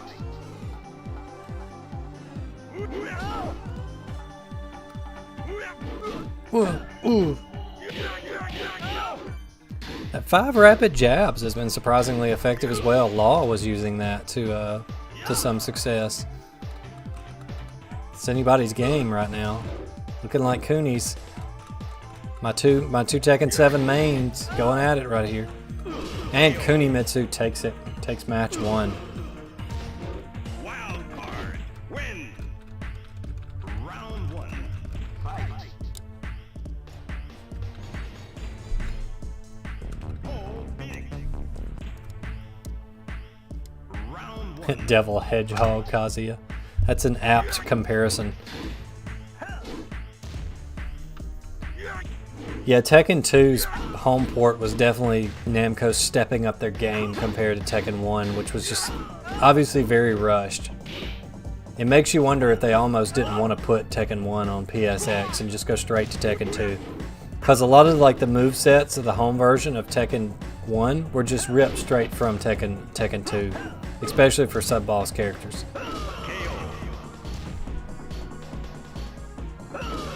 Nice get-up kick from Lee to end the round. Win. Round two. Fight. Kuni Mitsub comes out swinging.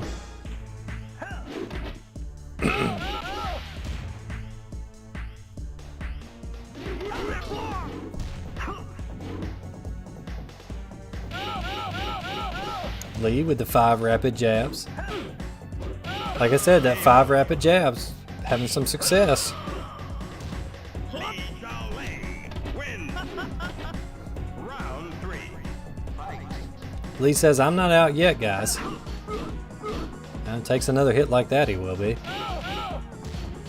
Probably going to be the 5 rapid jabs. Spin kick. Oh, nice. Wild card. Win. Round four. Fight.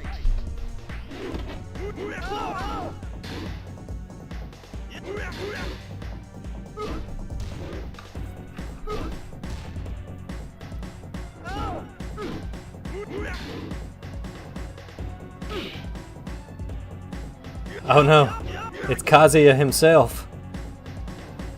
Yo, Kazuya, you got stomped by Paul earlier, my man. What happened?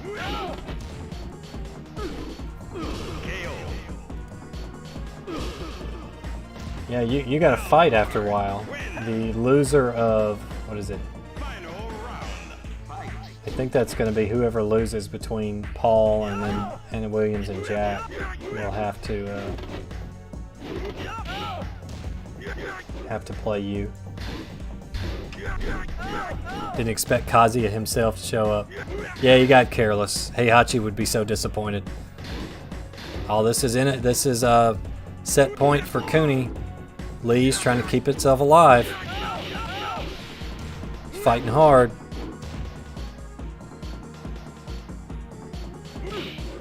Interrupt. Oh, Lee's still in it.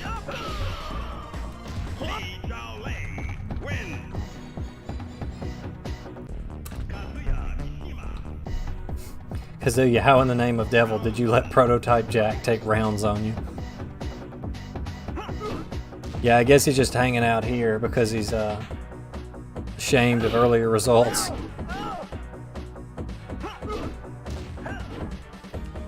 Alright, this is a sad match for me because no matter who wins, one of my mains loses, so I hate it. Honestly would like to see Cooney take this. I'll always be a Lee main, but it would be nice to see Tekken 1 Cooney take anything.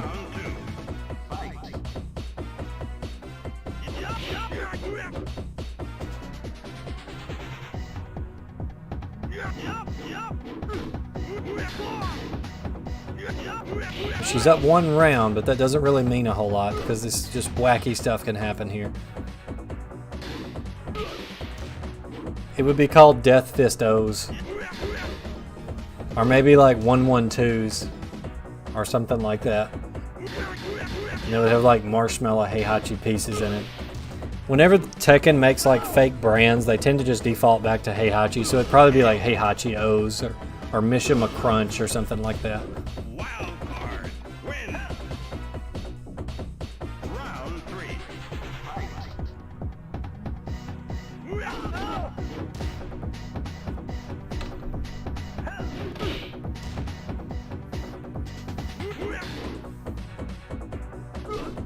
Iron O's. The king of Iron O's. So Lee looks like he's a little bit dejected here.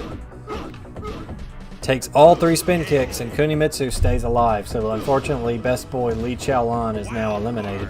Win. Round 1. Fight. So congrats to Kuni Mitsub, who moves on. Next up, we have Law versus Wang Jinrei.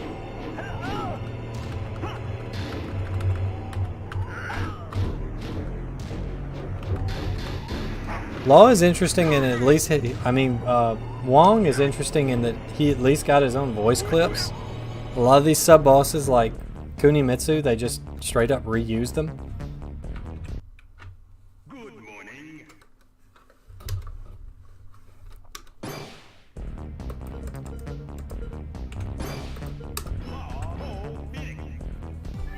Alright, Law versus Wang. Round 1. Fight.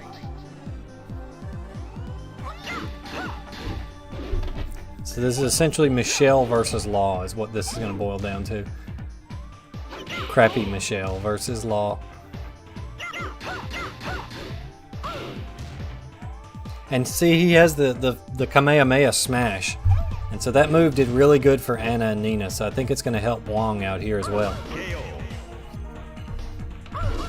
A lot of characters have that move in T1. Win. Round 2. The King of Iron Breakfast. Yeah, the King of Iron Breakfast.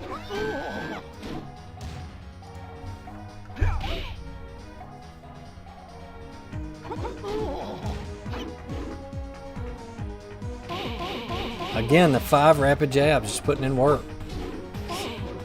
It's really strong in this AI tournament. G-Clef Cannon. Law gets on the board. Law wins. Round 3. His mouth is perpetually open in this.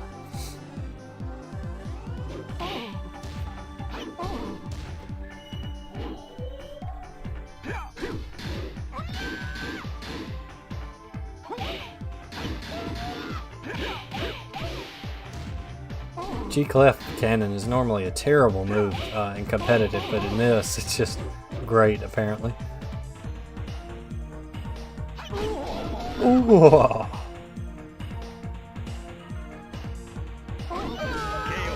Alright, Law's gone up too. Law wins. The King of Iron Breakfast. Mishima O's are part of a balanced breakfast. With Li Chow toast.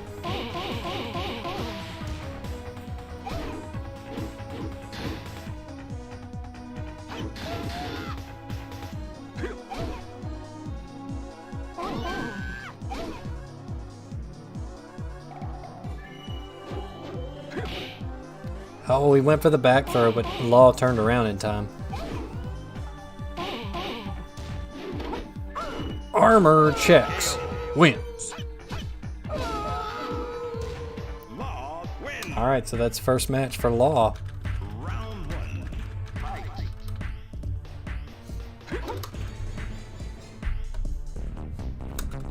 Oh, big. Round 1. Fight. You know, it looked like Wong was going to take this, but Law has just kind of punched him out, I guess. The 5 rapid jabs. So we're going to see in the end what's the strongest. 5 rapid jabs, Demo Man, or probably like Hell Sweep or something. Or maybe even Heihachi with the down forward 1 into Death Fist thing he has. I don't know. I think Heihachi may manage to survive loser's bracket. Law He wins. may survive. He's got a pretty easy match against Ganryu coming up after this one. And then later on we got Michel Chang and Prototype Jack.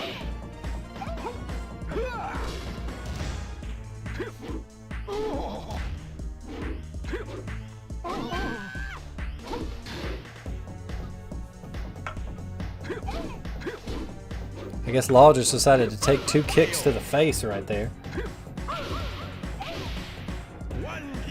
In Tekken 1, I believe Law was Wang's sub-boss. because Michel fought Kuni Mitsub, Yoshi fought Ganryu, Nina had Anna, of course, Kazuya had Lee, Jack, Prototype Jack, so I believe it was Law versus Wang.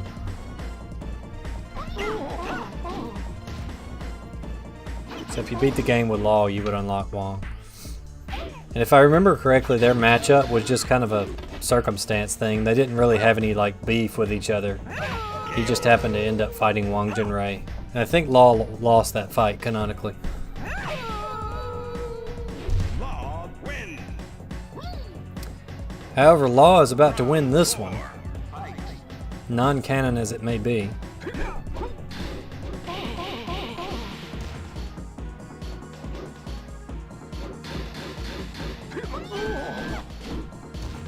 Law trying to put it away.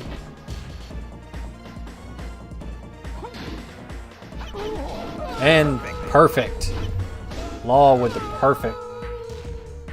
20 golden letters for the perfect. Round one. So next up, we got a real hard-hitting match between Heihachi and Ganryu. Put your suggestions in now.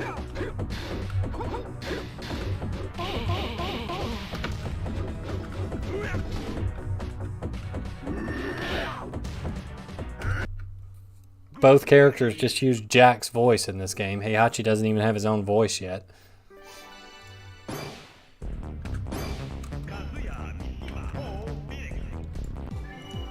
And again, you can check the bracket and make your predictions at the link below if you're just joining us. Check out the challenge link I just posted in the chat. You can go and see the bracket, see where we're at with things. So thus far, it looks like Ganryu is actually giving Heihachi a run for his money. Heihachi's got to wake up.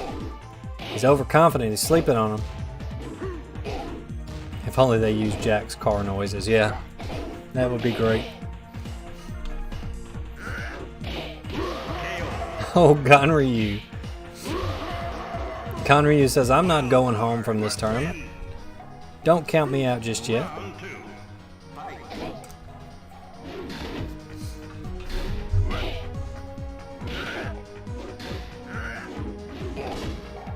Who knows? Maybe Ganryu is the secret check to Mishima's. Maybe he just got a bad first matchup. This is what he needed right here. He needed a Mishima.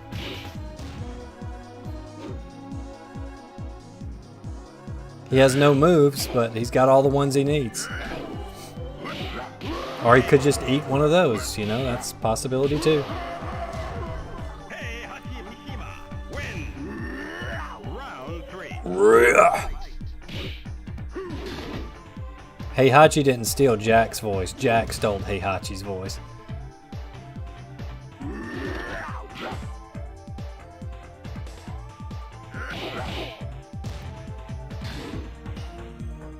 Nice duck. Punch in the face. Spinning kick, wake up. 100-hand slap. Ganryu just kind of went E Honda there. Wild card wins. Round four.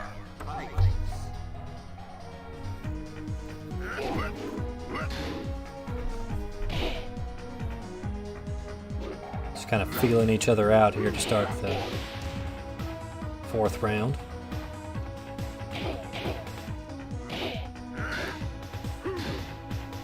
It's anybody's game. Heihachi's doing work though. Oh, don't fall for that, Ganryu. Uh-oh. Uh-oh. What's it gonna be? One hit. Blocked it. Oh, and Ganryu.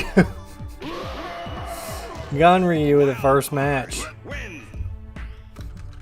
We're truly living in the best timeline.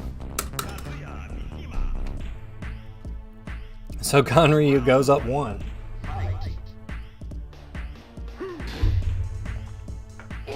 Way to go, Ganryu.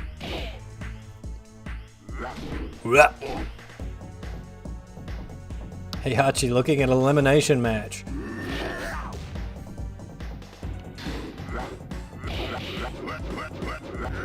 Ducks the 100-hand slap.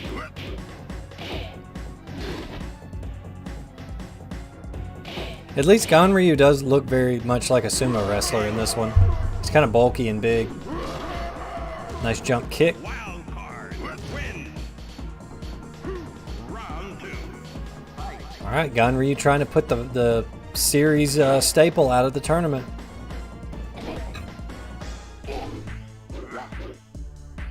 Come on, hit him with the E Honda shenanigans.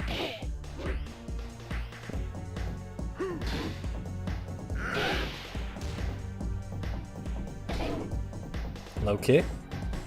Kind of just feeling each other out. Another low kick. Hits him with a big kick. Heihachi whiffs a low. Ooh, went for G-clef cannon at a bad time and got punished. While standing 3. Round 3. I think that might have been while standing. I think that was while standing 3. Some of you Mishima players can correct me. That move has done a lot of good for Ganryu. It's like just jump neutral 4 or whatever it is. It's done a lot of good work.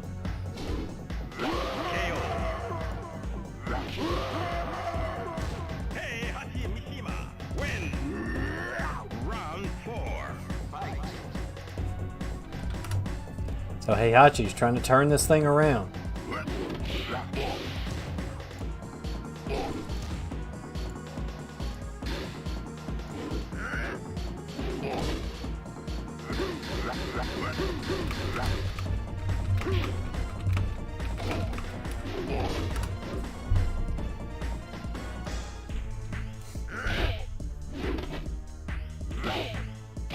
Come on, Ganryu. Don't give up yet. You can't let him get back in this.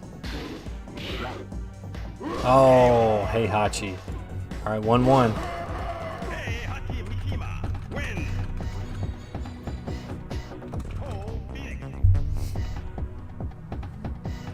Round 1.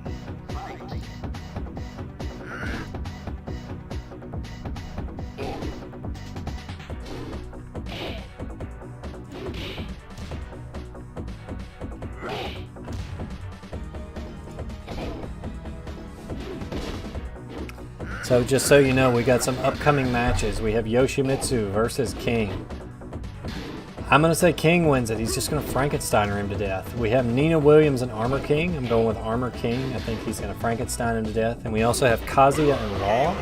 I think Kazuya will take that. Again, matches are open for voting. You can go vote over at the challenge bracket. And again, we'll be repeating the tournament next week, probably with a little more preparation and voting, so look forward to that.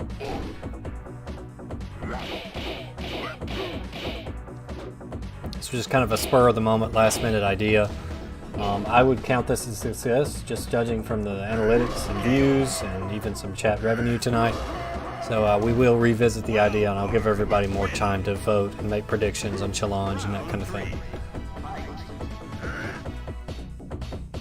Oh, Ganryu's already up 2 while I was talking. Looking to close it out. Looking to put Heihachi out of his own tournament. Yeah, you better hope Heihachi turns it around here, or there's going to be no chance of that. Imagine if Kazuya made it to the finals and he just had to fight Ganryu. Congrats on the mighty ruler, Jaime.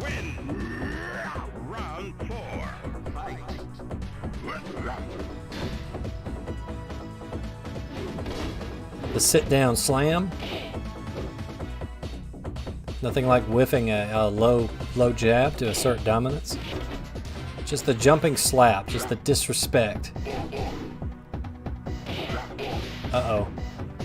Heihachi wants it. He wants to stay in it. Ganryu doesn't want him to. Ganryu. Oh! Final round.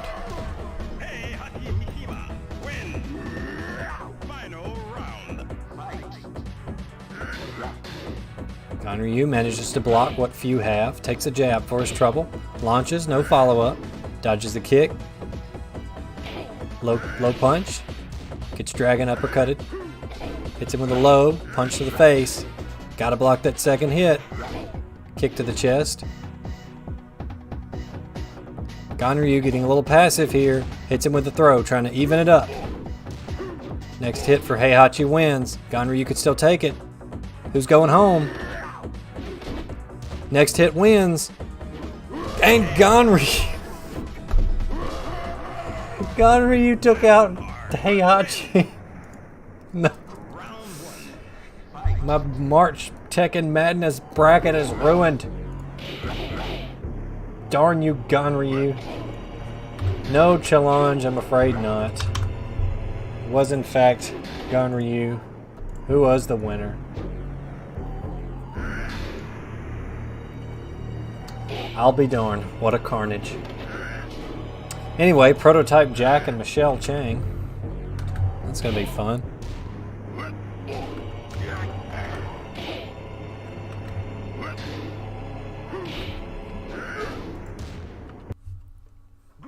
See ya, Heihachi. R.I.P. in peace.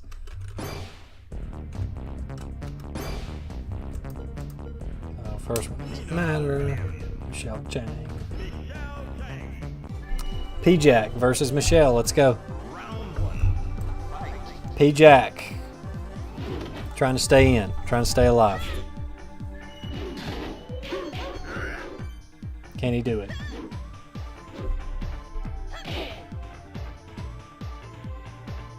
I would guess Michel pulls this out, but we'll see.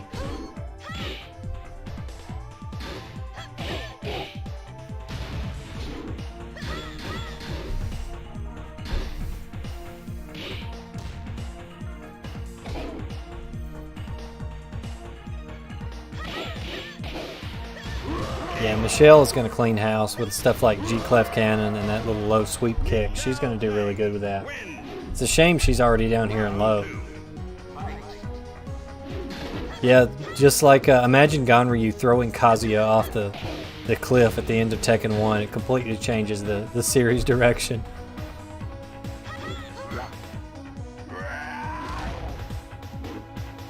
Yeah, I'll do a post of who wins and I'll share the bracket. So if you have to hop off or whatever. And also the stream will be up to stream tomorrow, assuming Namco doesn't strike it or something like that. So you can always go back and check out who won and watch those last matches. Girls Not Blue says, P-Jack looks like a 4th grader's 3rd place science fair project. I can't really disagree.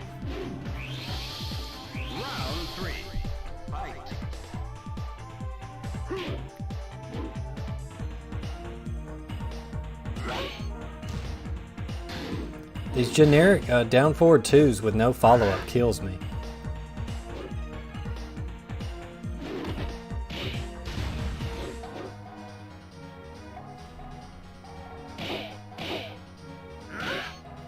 Missed opportunity for a back throw there. I forget what that throw is called, but Michel and Julie have had that forever. Nice overhead. No back throw. Oh!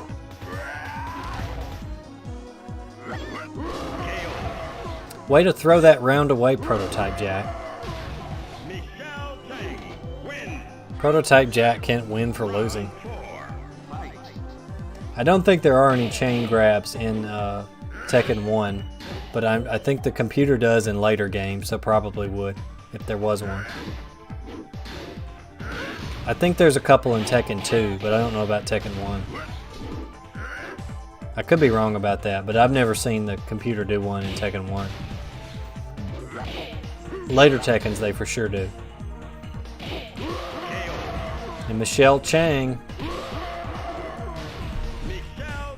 looking to send one of Tekken's worst ranked characters ever home early. It's not really early, we're 2 hours in, but early nonetheless.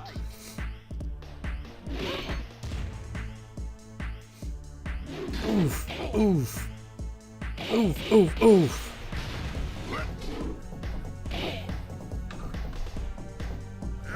Michel just ain't worried about it.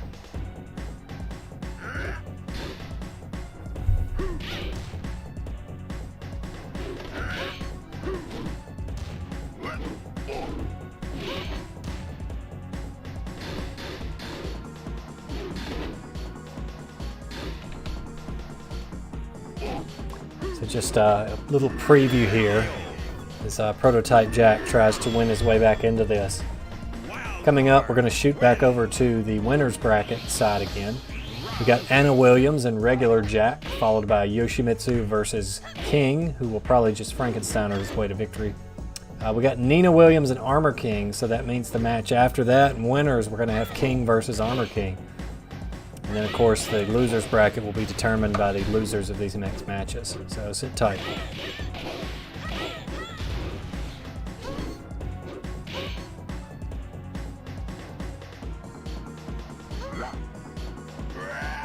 I don't know, P-Jack is trying hard here. Michel being a little bit passive. G-Clef Cannon to take it. In this game, that's when that started. Yeah, Prototype Jack's design here is really dumb. Because, like, I get he's a prototype, but why would you just attach a bunch of random pieces to him? Michel doesn't like it either.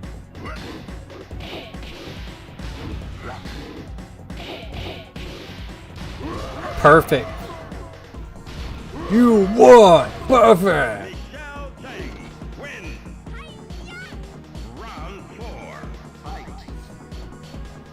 Yeah, admittedly he's a lot more plain, but he is he looks better than this. At least that's kind of his semi-iconic look. Most people recognize that as Prototype Jack. If you didn't play this game, you probably don't recognize the twisted abomination that you see before you right now.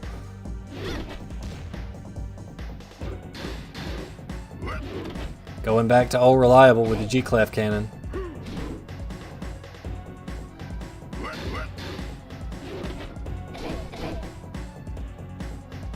Oh, the full body press. Michelle's dead. She's just gonna lay there dead. Alright, next hit. Next hit. Oh, I thought we might actually see a timeout. Anyway, Michel Chang eliminates Prototype Jack. Pretty handily, might I say. So much for those characters. Again, we've eliminated Kuma, Chow Lon, Wang Heihachi, and now Prototype Jack. Let's scoot ourselves back over to winners now. We've got Anna Williams versus Jack.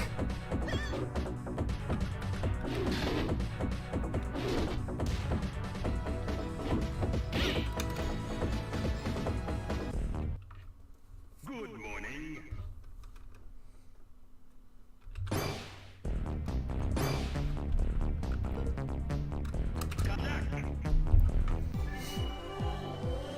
All right, we're back in winners, round 3. Let's see what we can do. We've got Old Lady Ann versus Prototype, not Final Jack here. Or just regular Jack. I screwed that up completely, but you get the point. Tekken 1 Prototype Jack, cursed. Tekken 2 Prototype Jack, great. Tier-wise, he's pretty garbage, though. Oh, that smash, that quick just like, boom. Round 2. Fight.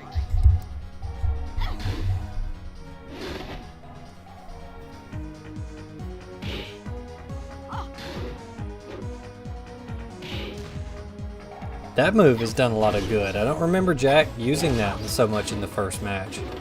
And I don't know if Prototype Jack has that. Gun Jack was essentially just a continuation of normal Jack, is all that was. It's just like because Namco wanted to be cute, they couldn't just call him Jack 3, and so you got Gun Jack. But they do count them as separate characters, I think, because Tekken Tag 1 actually has all 3 of them. There's Prototype Jack, Jack 2, and then Gun Jack are all playable. Robo Gerber, baby. Yeah, the Jack is kind of all over the place in T1. It's got that huge upper body and the tiny little legs and the weird head with the motionless eyes.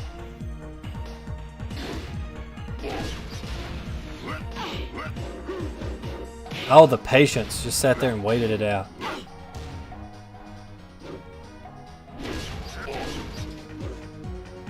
Oh, the trooper roll. When in doubt, roll it out. Spin to win. Again, no effort at all put into Anna's costume here.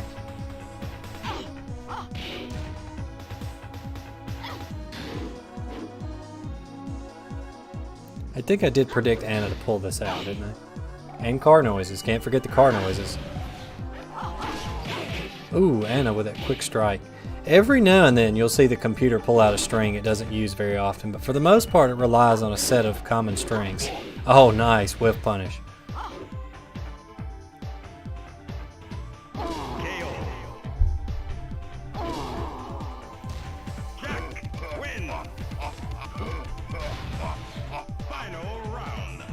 Final round, pretty even thus far. I was hoping that Anna Williams could be like the surprise dark horse in this thing. Yeah, if it ain't broke, don't fix it, Anna. Keep it up. Oh, full body press.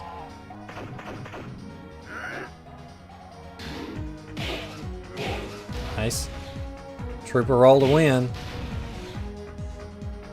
Oh, goes for the throw. Wins it with a trooper roll. I called it. Anna Williams taking the first one.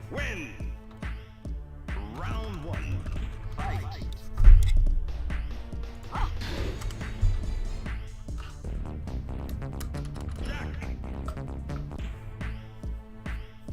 Round one. All right, let's see if Anna Williams can stay in winners here and send one of the playable cast down to losers.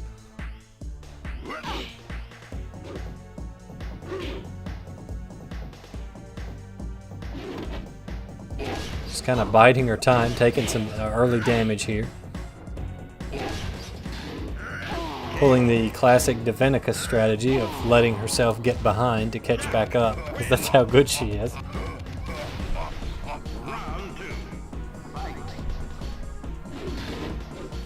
That's classic Anna Williams.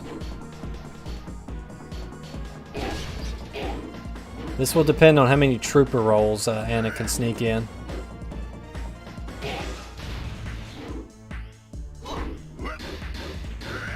Blocks the entire string, well done.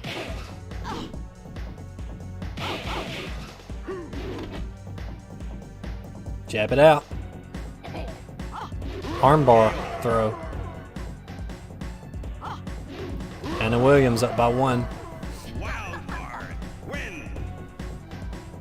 What do you guys think? Do you guys think Anna Williams has a chance at this? She has really surprised me. Like, I really thought that Nina would be the better one, but I think Anna has performed well above expectations. She is going to still have to go through Paul, though. Who knows? Maybe Paul will get sent home here in a minute. Who knows? What are you doing, Anna? As soon as we say that, Anna's AI just completely dies and stops, like, trying. There you go, trooper roll. There you go. Kamehameha. Get full body pressed. Way to go. Outstanding move.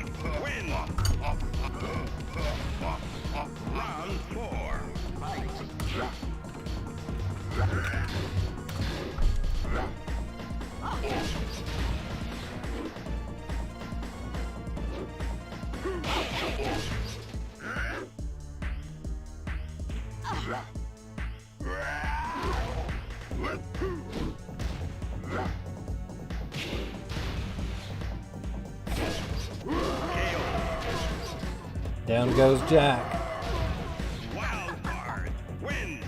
All right. Match point for Anna. Can Jack stay alive?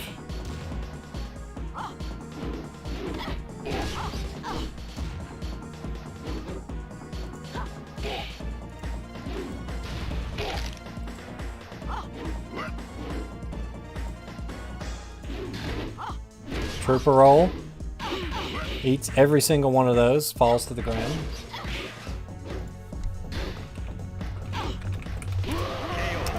And down goes Jack. Down into losers. So, our dark horse, Anna Williams, stays alive here. Let's report the scores and we'll bring you our next match. Challenge being very slow, not sure why. Anna Williams wins. Next up, we got two OGs. This is one you guys have been waiting for. This is King and Yoshimitsu. Let's turn these character mods off. We don't need no stinking character mods. Good morning.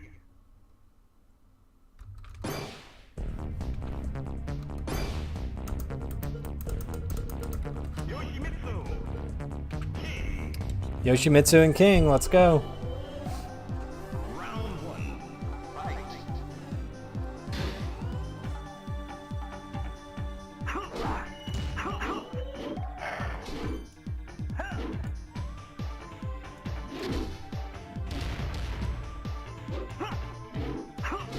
This is really anybody's game here, but I think King will probably take it just because of the Frankensteiner alone. We'll see.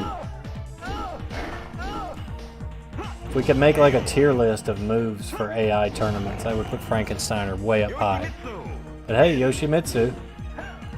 Round two. Fight. Here we go. Here's a new meme image I can flash on the screen when one of those happens.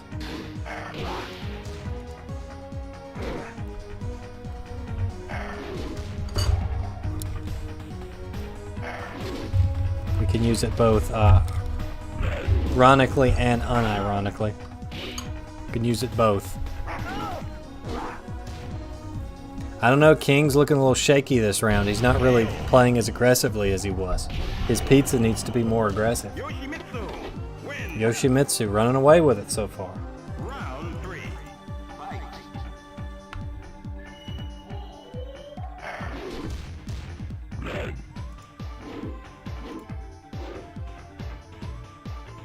Enemy Kazuya spotted. I don't know, like maybe Yoshi is the check to King. I was really thinking we were going to get to see that Armor King match, but Yoshimitsu may play spoiler. He's just giving him the business, like doesn't even care. Alright, King trying to fight his way back. Not using his plus 40 on block, down forward one. Yoshimitsu takes the first. It's crazy. Yoshimitsu wins.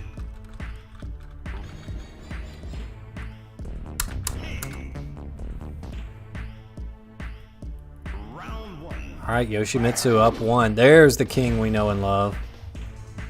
That's what I'm talking about.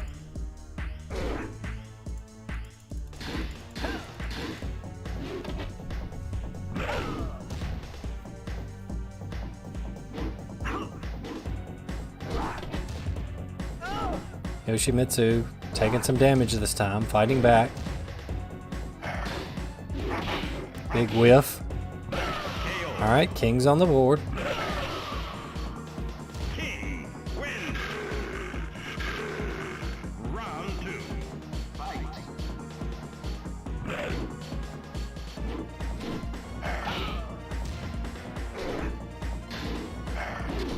Frankensteiner.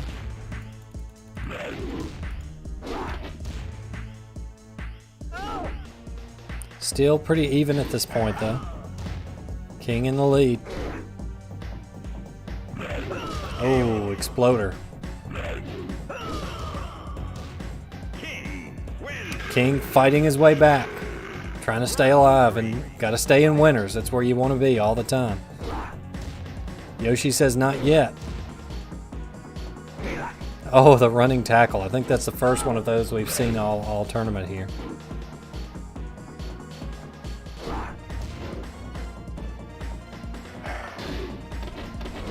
Yoshimitsu dressed like his brother is an alchemist. Is that a reference to the Full Metal Alchemist? Edward Elric or whatever his name is. Alright, Yoshimitsu staying alive. Still got a chance here to put it away now. Without having to do the run back. Round four. Fight.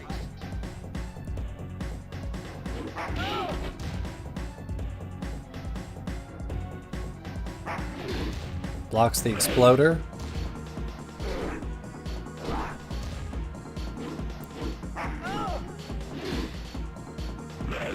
I don't know. King just looks like he's kind of coming back.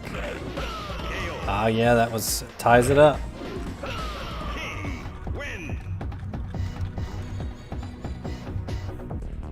Yoshimitsu. Round 1. All right. Final match between these two and winners. There's your Frankensteiner 1. Big kick. Frankensteiner 2.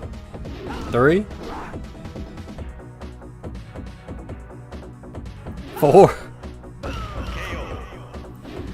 Oh, it's so good. Why would you not? Just use it. What do you got to lose? Round 2. Fight.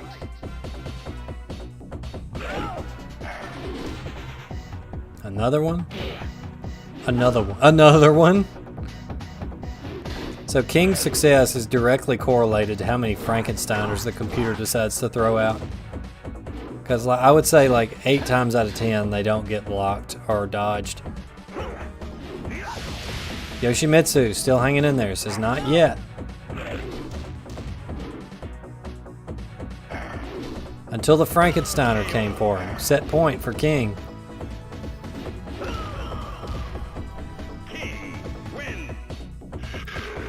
In the 90s, would King have been a WCW or WWF guy? I'll have to let one of the others answer that. I never watch wrestling. I just enjoy the occasional meme in my Discord channel.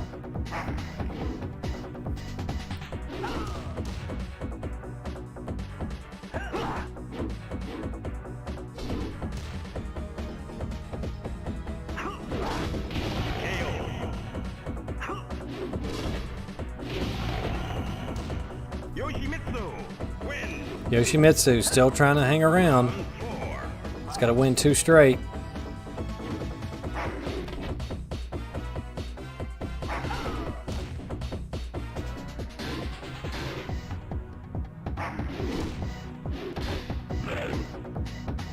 But King still got the Frankensteiner. Not looking good. Frankensteiner. None can stop it. And that does it with a Frankensteiner. Surprise, surprise. King wins the match. King. Win. Round 1. Fight.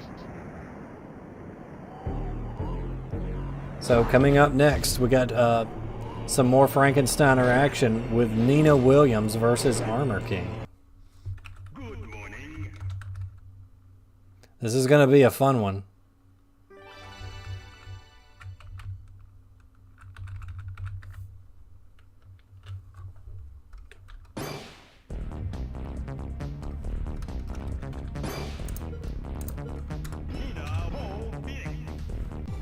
All right, we'll see who wins.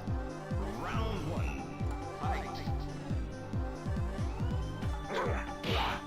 WWF, if he tried to do that in WCW, Scott Steiner would get mad at him for stealing his move.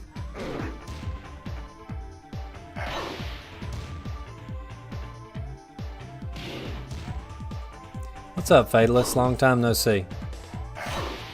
Glad to know you're lurking around. If you like Frankensteiners, you've come to the right place because Wild card. got plenty of them tonight. Round 2. Fight.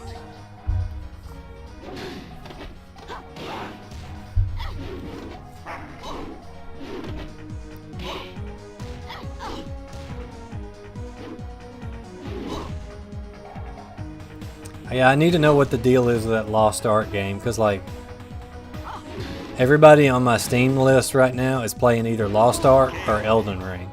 And I'm on the Elden Ring train right now, so I haven't checked out Lost Ark. Wild card. Win. Again, just you cannot stop Frankensteiner. It's too good. Look at this. Of course, she does have the Kamehameha punch, using that. Frankensteiner's just too good. Can anybody stop it? She says, I don't need Frankensteiner. I got Blonde Bomb. Okay. Nina Williams. Nina's on the board. She's trying. Round 4. Fight. We may get to see our Armor King versus King match after all. King me.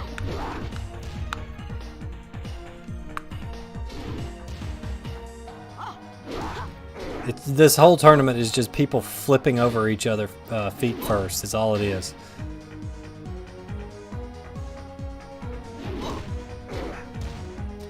Oh, Lost Ark is the free Diablo MMO. I heard about that. I need to check that out if it's free to play.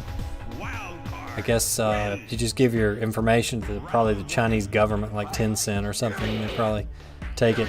Anyway, Armor King wins the first one. So Nina Williams. Round 1. Fight. Nina Williams. Just looking at our bracket here, our hero Anna Williams has to go up against the Nightmare Paul. Probably not going to be well, we might see Anna versus Nina. Nina Williams wins. This next one's going to be a bloodbath because we got Paul and Anna Williams, and then the winner of this has to go up against King. So that's going to be some pretty nasty matches to come there. Of course, we could finish out losers round 3 after this as well.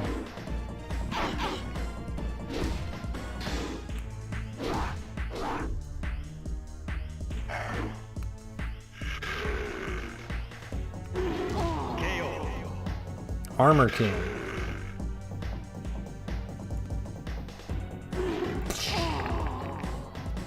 Wild card wins.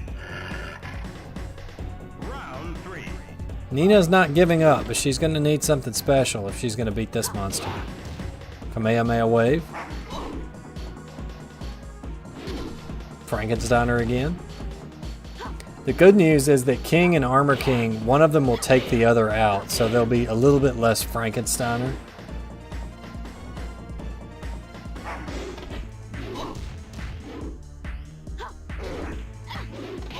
Oof.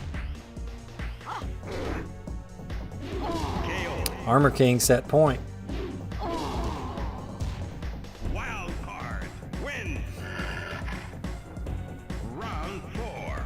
Fight.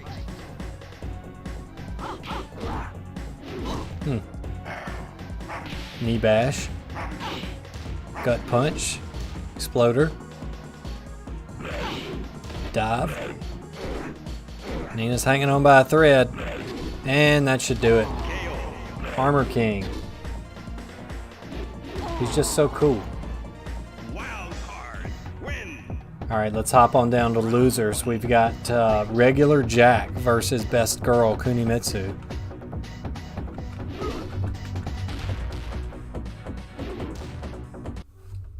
Good morning.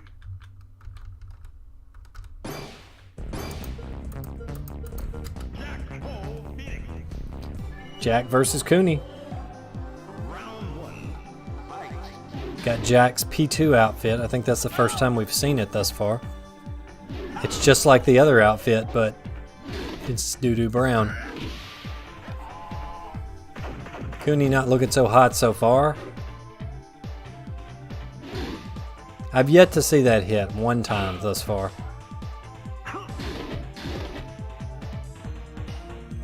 Jack working on a perfect. Lands all 3 hits of a G-Clef cannon. Gets the perfect. 7 golden letters. Round 2. Fight. Jack. All Jack thus far. All Jack, all day, every day.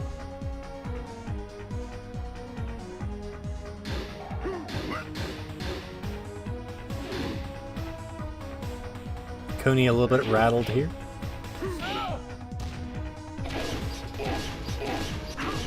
There you go, Cooney. Next hit wins. Oh, Jack with the great comeback victory. Still has that win pose 20 years later. Dang it, I am old.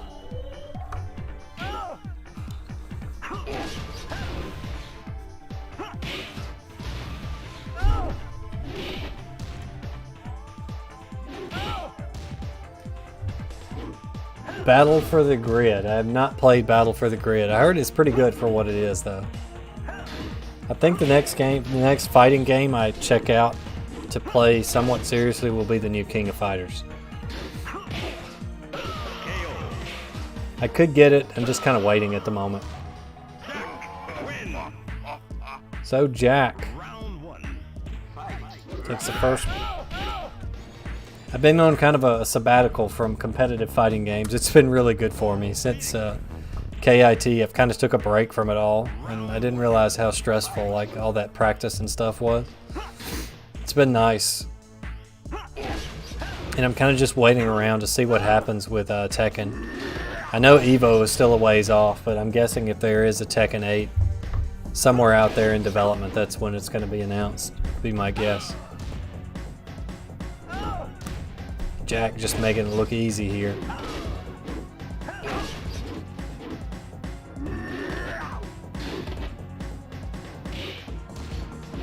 I've actually played the Super Nintendo Fighter as well.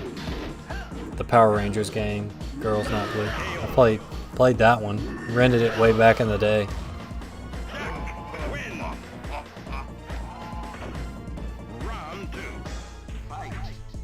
Tells you how long ago it was that I rented it. As far as I know, the first to fly was Prototype Jack in Tekken 2. He has a flying stomp move.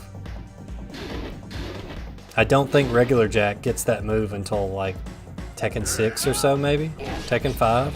One of those.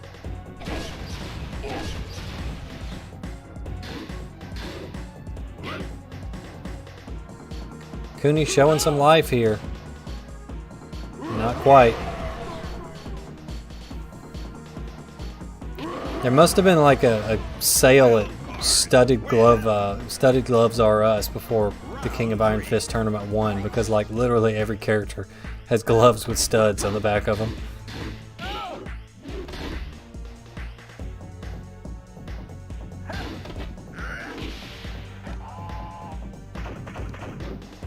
Jack with the full body press. Jack wants none of it. Perfect. Set point for Jack. Yeah, most of the sub-bosses in the console Tekken 1 and then the arcade and console Tekken 2 did have a few unique moves. You could easily tell who they were patterned after though, but they did have a few unique moves. Like for example, Lee's laser edge kick. That's the really cheesy down 4-4-4-4, which can be punished at any point, but kills scrubs and computer characters. That was introduced in the console of Tekken 1. And Jack eliminates Kuni Mitsub with a perfect.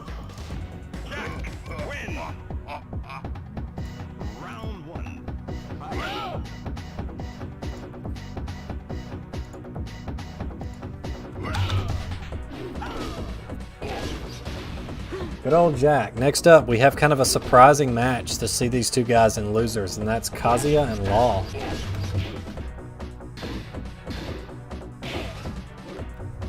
I don't know, I'm kind of feeling Law actually, just judging by how Kazuya has done thus far. I'm kind of feeling Law for this one.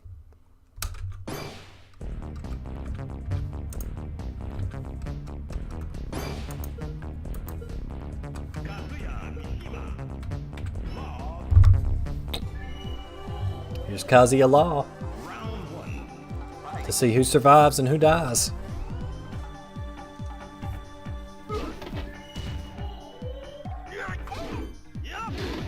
Hell sweep. I said I was feeling Law, so Kazuya is probably just gonna duck all those and just like kill him with hell sweeps. Oh, nice launch.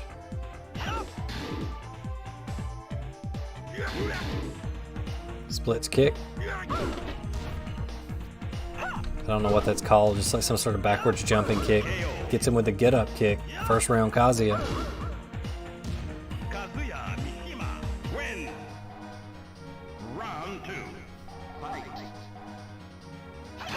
At least they're moving a little faster instead of just like staring at each other.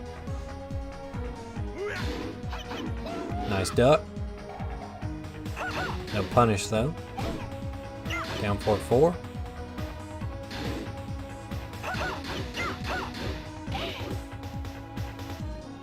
Still have yet to see only 1-1-1-2 the whole tournament.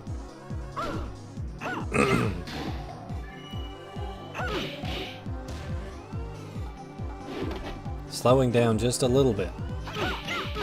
5 rapid jabs. Ouch. Kazuya just stutter stepping. Got some new Korean forward dash tech. Kazia. Twa. Round 3. Fight. Come on, let's see that standing mid-mid twin pistons. Nice punish. Into hell sweep. Hit him with a 50-50.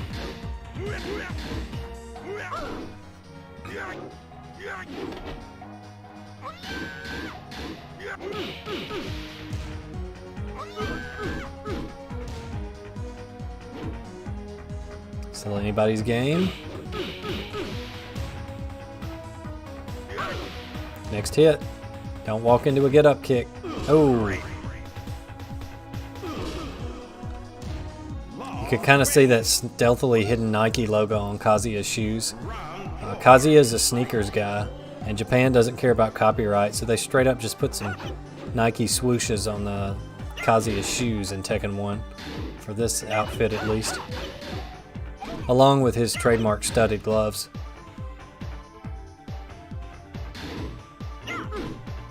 Nice punish. Eats all 3. Hits him with the crouch dash 2.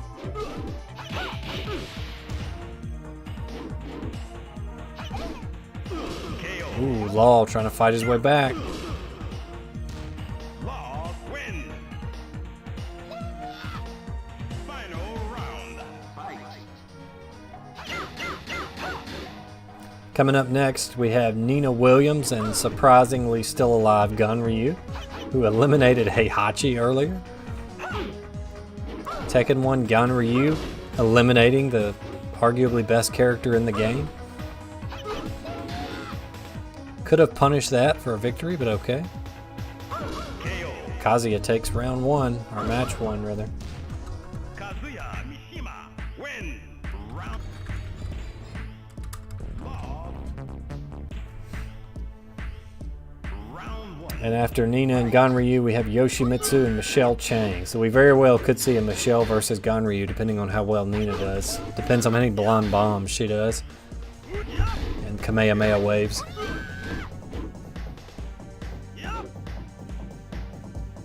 Law coming out striking early. Oh, with the perfect 9 golden letters. Law win. Round 2. Fight. Come on, Kazuya. Can't go home from your father's tournament.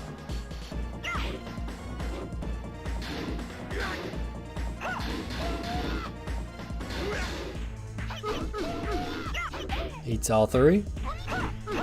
Eats all 3 again. Law trying to go up 2-0 early. Next hit. KO. Kazuya just kind of stands around and does nothing that round. I'm surprised. Law win. I told you I was feeling Law. I felt like Law could do this. Fight.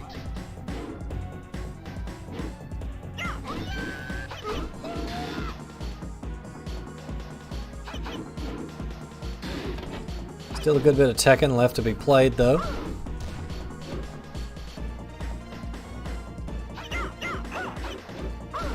Nice, Kazuya ducks him. Ducking him like landlord you owe rent to. Just eating those kicks though. Doesn't need to eat those kicks if he wants to turn this around. Oh, like we're going to round 3 on this one. Law win. Kazuya Anything to draw this out, right? round 1. Mall skater Kazuya, yeah. He was a skater boy. Too bad Jun didn't see ya later, boy. Alright, both fighters looking in good shape this round.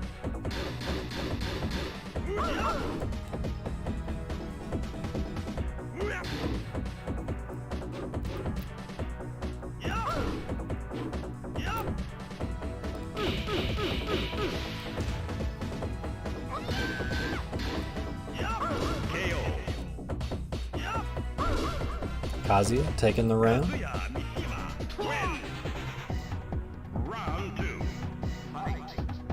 gotta wonder about those advertisements back there in this level. Were those like actual Japanese businesses, or is that just some stuff they made up?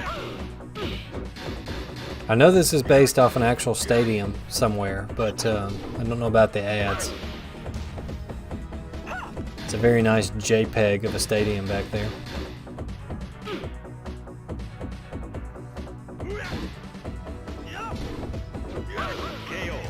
Kazia trying to put it away.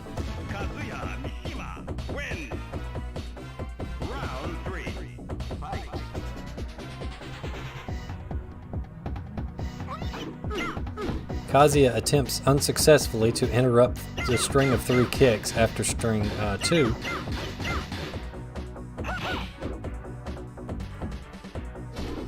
Splits kick. Tail sweep. Blocks the splits kick, gets hit with the 5 rapid jabs and an exploder type move afterwards. Tries to get up into pistons but gets interrupted. Could still win it.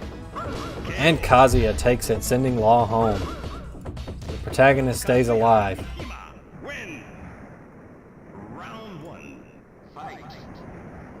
Next up, Nina Williams versus Ganryu. Should be a fairly interesting one here.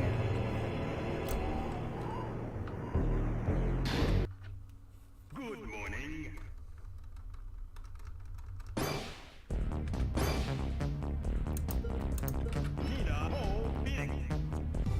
Nina Ganryu, let's go. Can our surprise hero of Losers Bracket, Ganryu, stay alive versus the big exploder herself, Nina, eating an early Kamehameha wave there.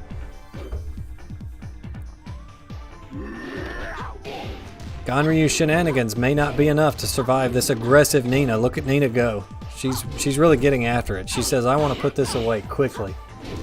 Exploder into the low. Just no chance for Ganryu that round.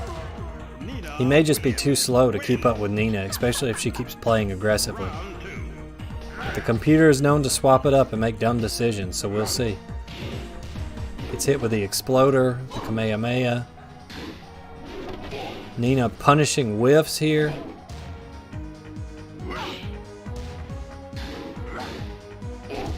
Blonde bomb.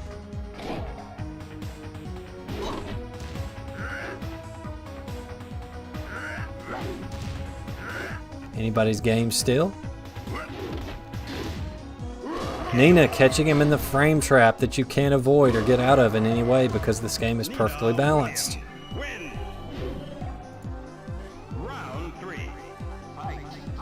Girl says, I think not bringing back Jun besides in the tag games has made her even more beloved. She was barely in Tekken 2 and people still rally for her return. Yeah, that's kind of the point of it. The human heart desires and wants what it can't have, which is a playable Jun. If 16-bit Bump were here, he would agree because that's his like favorite Tekken character that's not currently in the game. He feels a lot about her the same way I do about Kuni Mitsub. He got Jun for Tag 2, I got Cooney Mitsub for Tekken 7 and Tag 2. So Nina Williams taking that first one pretty easily.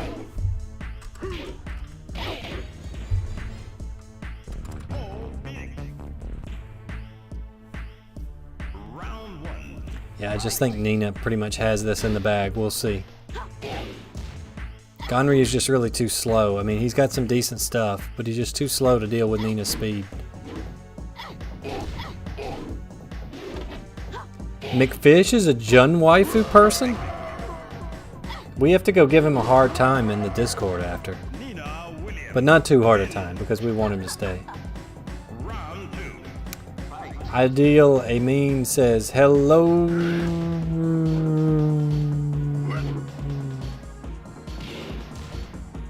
Well, hello yourself.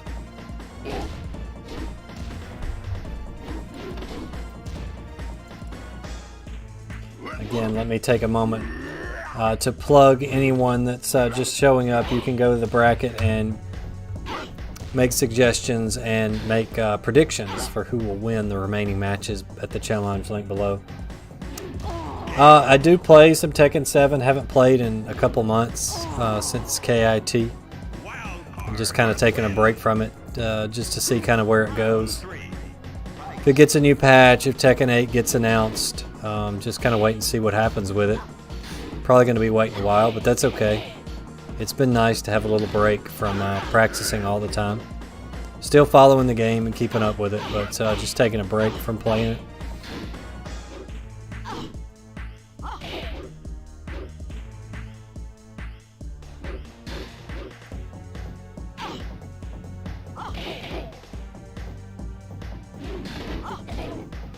Ganryu's on the board here, trying to fight back. Gives her the boot. Nina needs to use more Blonde Bomb. Yeah, same here, Fatalist. I just, I don't know. About the time we were like grinding hard for Kit, I was getting tired of it. And it's still a fun game, but I just kind of got tired of the same old thing, you know? Still think it's a good game, still like it. We'll probably still pick it up at some point, but just kind of on a break right now.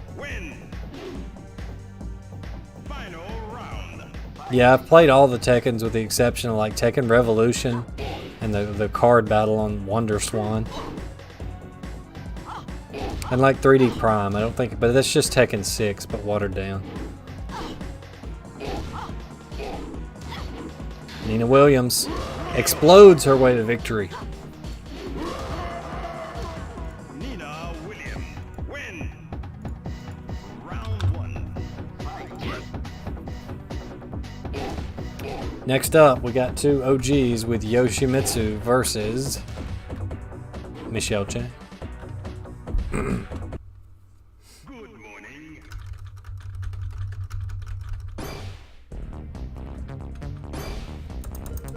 Yoshimitsu. Michel Che. Let's see what they got. Round 1. Fight.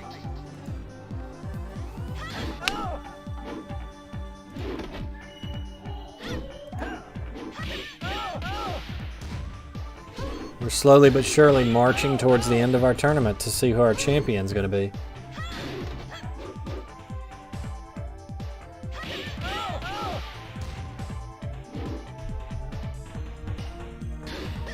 I would guess Michelle. Michelle has done pretty good despite going to losers. Who put her in losers? Paul? Yeah, like Michelle has only lost to Paul. I think Michelle, you know, she just kind of drew a bad hand when she had to go against Paul right after he thrashed Kuma. So I think Michelle's pretty darn good. I think that unless she just starts eating those 3 spin kicks like the computer does, I think she should beat Yoshimitsu.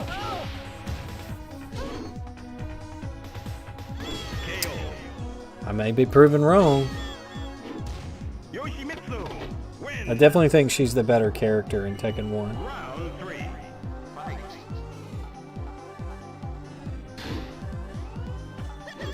There's no Mad Axe's buffering spam here.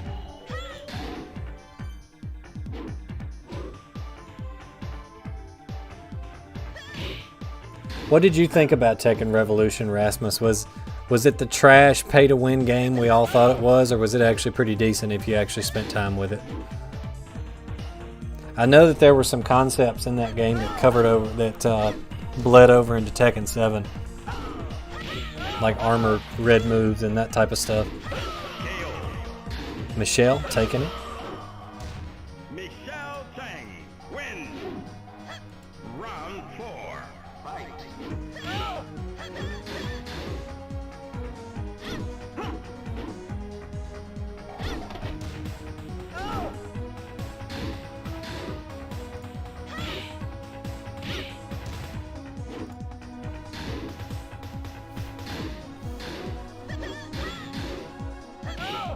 Back throw? No, no back throw.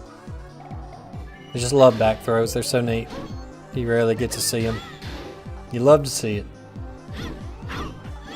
That is definitely not how Michel should stay in this, by eating 3 spinning kicks to the face. Yoshimitsu wins.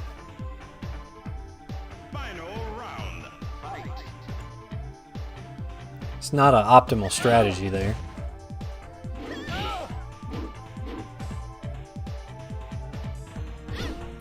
Again, if you're just joining us, we're up to losers round 3, finishing that up.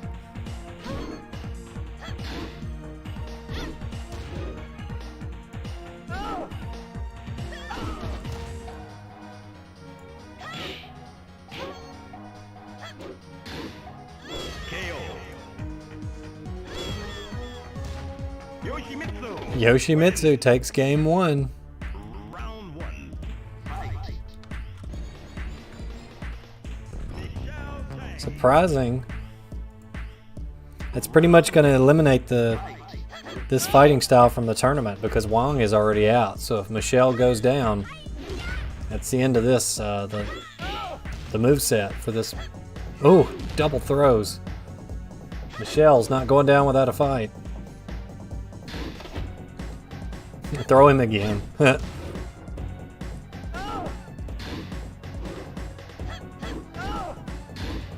Hits him with that 50-50. This Tekken 1 Yoshimitsu over here with a Keyblade at the King of Iron Fist tournament. Hi, yeah. Oh, now you block that. Okay, Michel.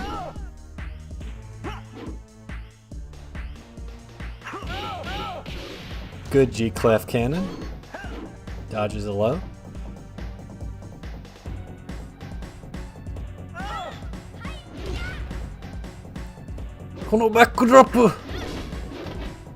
Oh, she tried to throw, but he was in the air, so it didn't count. Nice kick. Standing, I think that's standing 4, maybe? Round 3. Fight.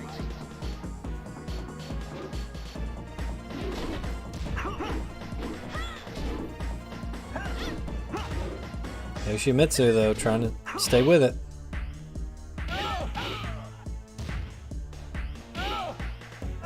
Oh, went for the backdrop, didn't work. Yoshi still trying to fight it out, even though Michel's up. Staying alive. Call the Bee Gees, because Yoshi's staying alive.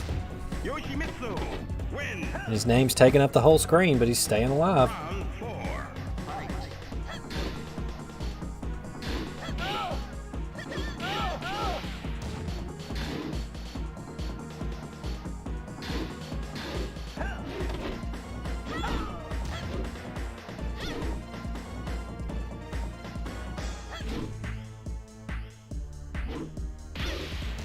This is Michel's game to lose here, but she's trying really hard to.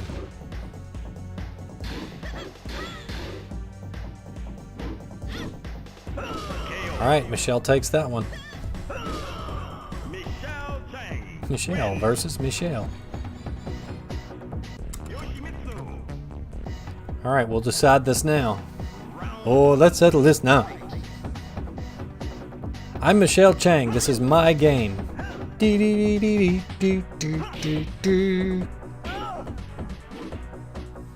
AI generated Jackie Chan Fist of Fire. That should be next week's.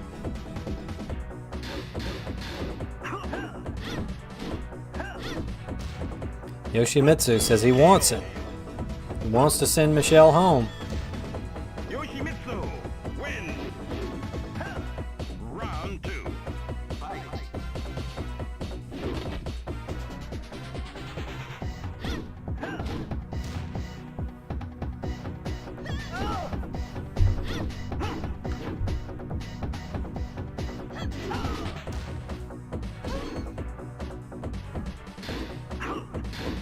Still pretty evenly matched for the moment. G clef cannon, spinning kick.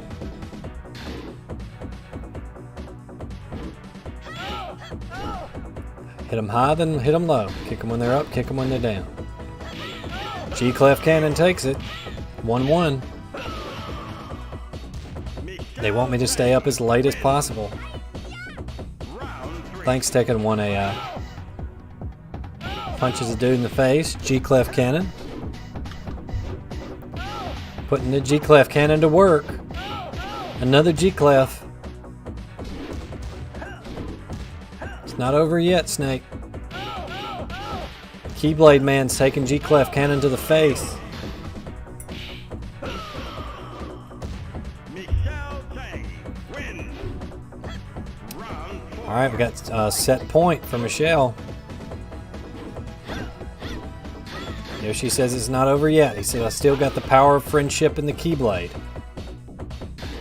Michel actually blocked that. Ducks the high. G-Clef Cannon. It worked before. Spinning low kick. Rising punch. Hits him with a kick. It's Michel's game. And Michel Chang takes it with another G-Clef Cannon. That does it for losers round 3. We're going to send Yoshimitsu home. See, I told you I was feeling Michel for that. I was feeling Michel Chang. So next up, for losers round 4, we got Jack and Kazia. So again, just 2 OGs here fighting it out. Good morning. Kazuya, of course, not wanting to be eliminated from his father's tournament.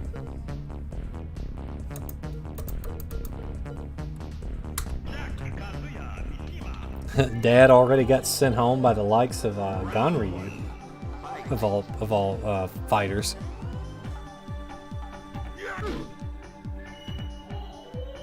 So Kazuya not off to a good start.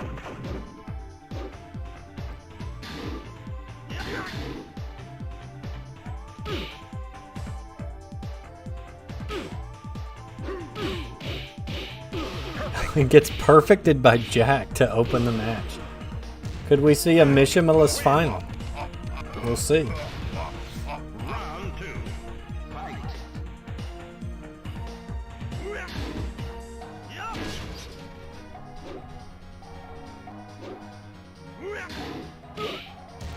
Kazuya may not have the tools to get in on Jack if he keeps him out successfully.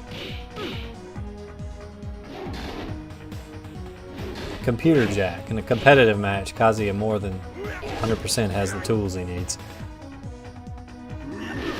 Oh, Jack. Making quick work of Kazuya.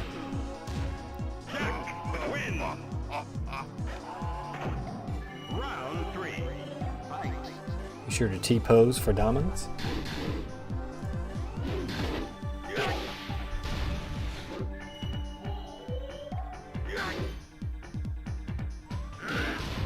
Standing against a formidable cheap shot. I don't know, I think Jack just kind of has his number here. Just kind of outranging the things the computer likes to do here. Hey, what's up, wizard? Yeah, Jack is ridiculous in Tekken 1. He's a lot better in T2.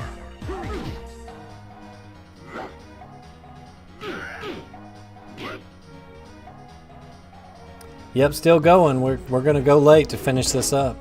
I legitimately want to see who wins too, so I'm very much awake and interested to see who wins.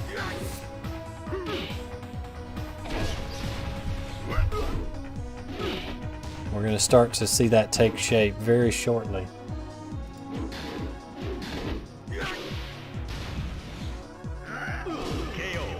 And Jack.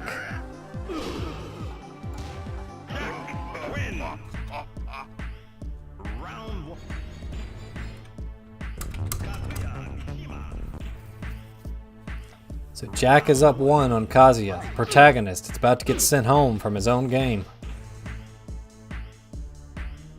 The only thing he was protagonist of was going home. Jack says, this is my game now. We've changed history so that Tekken 7 is about the final showdown between Jack and, like, Paul.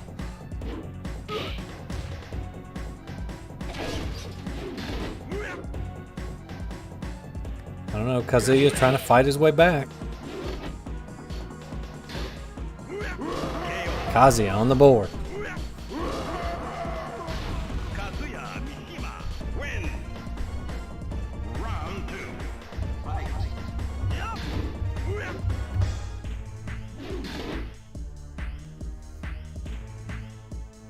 The fighter's just kind of sizing up the situation, I guess.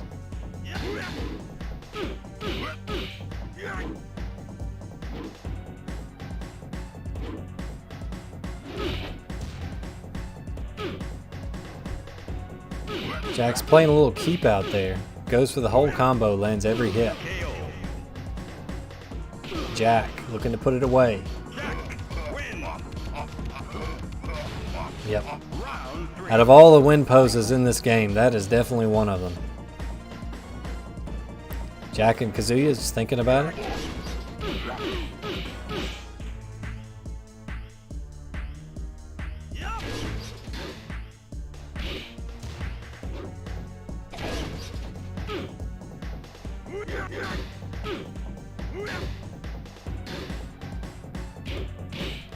Jack. Stutter stepping him, tricks him with the 50-50 hell sweep mix-up. Mix-up game is so strong, it tricked the computer that reads inputs. Jack, set point. About to send Kazia home. Kazia, are you still in the chat? You're about to get sent home. Oh, that move. There's got to be a follow-up if you land that, but the computer's not using it.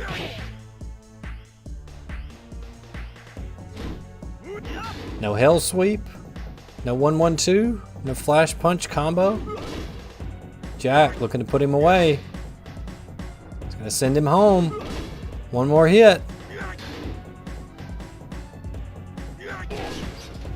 Staying alive. Oh, and Jack sends Kazia home. That's probably the first time that anybody's ever uttered that in a Tekken 1 tournament.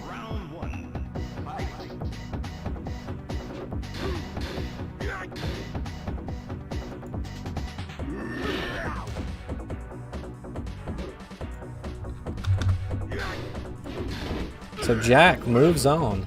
Next up, we have Nina Williams and Michel Che. Two more OGs. Playable characters. Not sub-bosses, just playable characters. Nina Williams, Michel Che.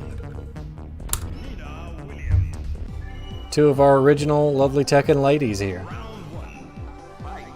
Let's see who cheaps it out.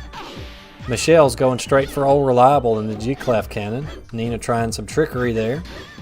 Expect some more blonde bombs. There's the first one. Into the kick. No back throw attempt. Blonde bomb. Remember, winner stays, loser goes home. Nina takes first.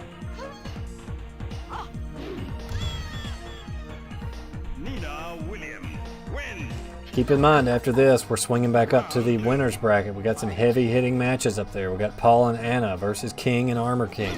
It's going to be legit. It's going to be fire. Check it out. Hang around. Don't go anywhere.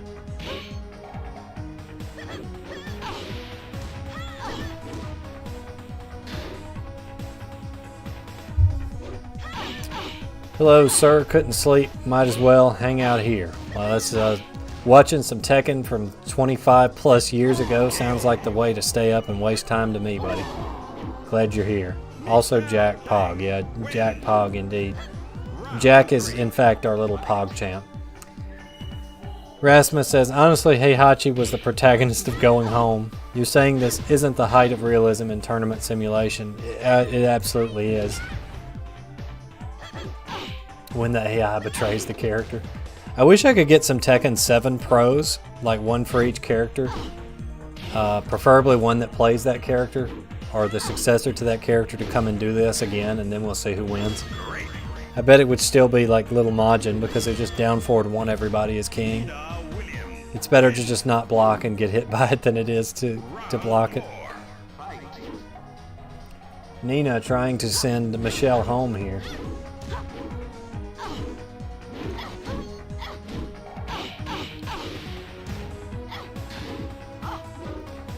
This is fun, but I'm really excited for those winners matches up there. Paul and Anna. I think Paul is probably just going to run away with it. Nina takes the first match. But we'll see. Win. Michel Che. Round 1. Fight.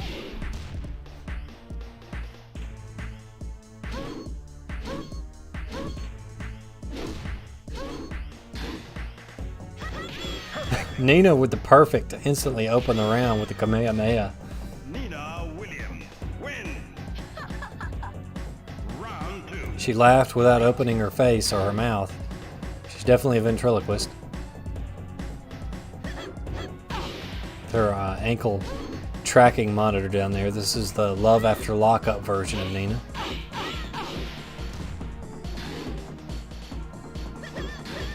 Michelle says, when you're down and out, what do? You go back to old reliable, the G-clef cannon. Ooh, hits her with a throw. No back throw attempt. Kicks her in the back, though. Nina with an arm breaker. Kamehameha. Got caught on wake up. Michel Che. 1-1. Round 3. Fight.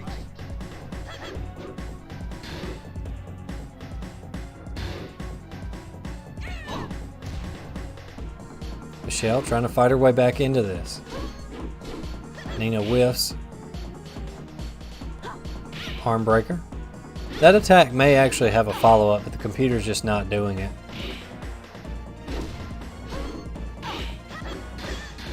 G-clef cannon gets blocked. Arm bar throw again. Nina. Set point for Nina. Nina Williams. Win. Nina's got 2 more chances 4. Fight. to end it all.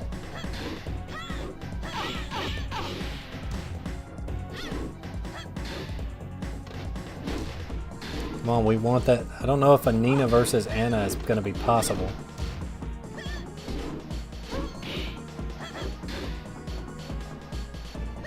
It could happen.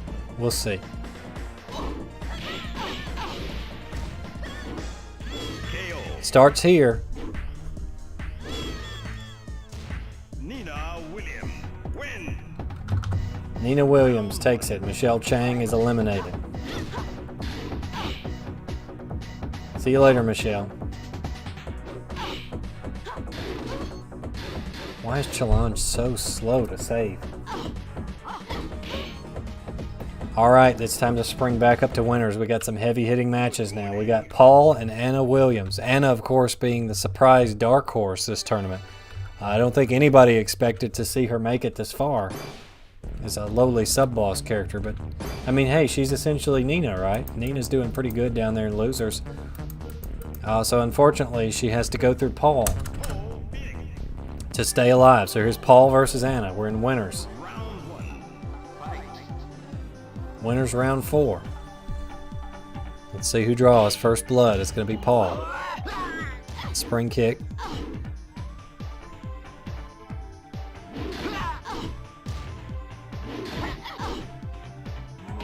Paul just death fisting his way to victory, just like real Paul players do.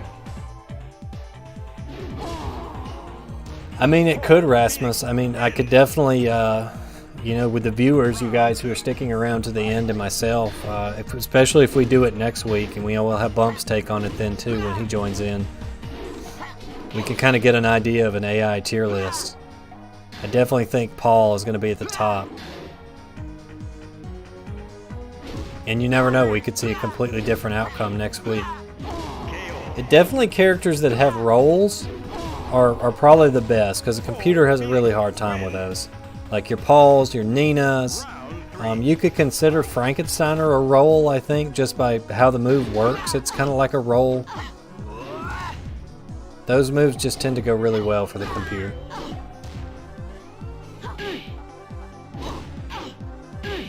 Probably because they're so plus in this game. Paul taking the first match easy.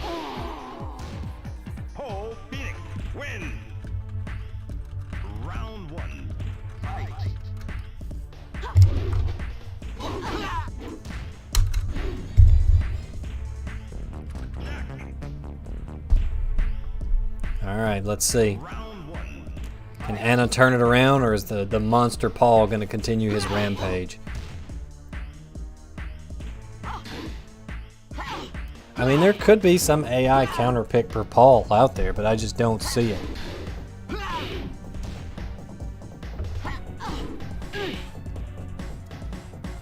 His moves are just so strong. He needs to hit less. Nice block.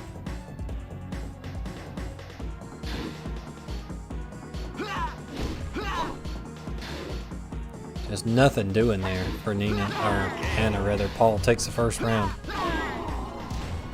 Paul beating. Win. Round 2. Fight. And again, coming up, we got King and Armor King.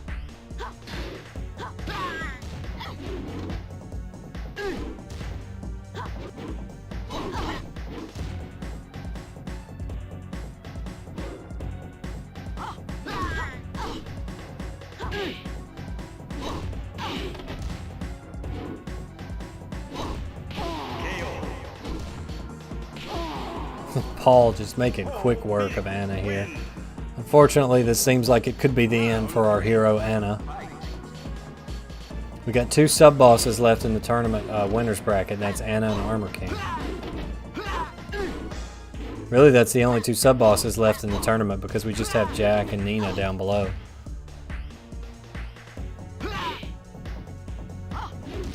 Okay, Anna, pull it together, pull it together. Trooper roll. Ooh, Paul takes it.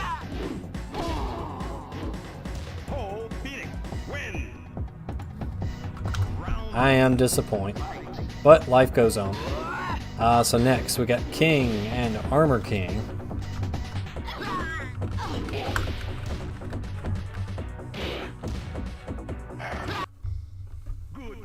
This is the one you guys have been waiting for, and everybody's been looking forward to King and Armor King, so now you're gonna get it. Yeah, I miss replays too. Replays were legit. I wish we could have slowdown and replays, but no dice. Probably because Rage Arts. Rage Arts just ruined everything. King and Armor King, let's go.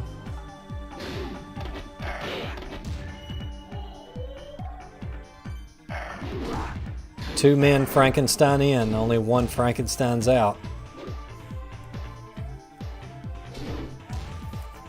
Who's it gonna be?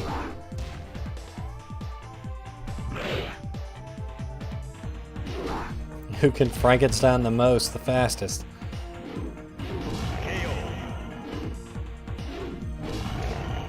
Who will take on the monster that is Paul? Round 2. Fight. Big exploder into whatever that is. Running tackle, dive thing. King's got a Rolex on, I just noticed that. I feel like this match should be more even, but thus far King has just kind of run away with it.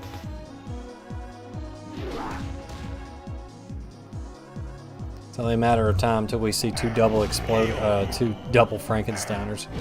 King with the victory. King win. Round 3. Fight. Whiffing his Frankensteiners and kicks left and right. Doesn't whiff that one. Does it again. Get up kick. King with a quick 2-hitter string. Armor King gets on the board with Frankensteiner. I was really hoping Armor King would take this, but it looks like King is going to be our winner.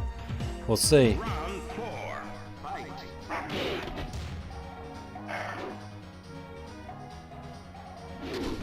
Alright, Armor King, get those Frankensteiners in.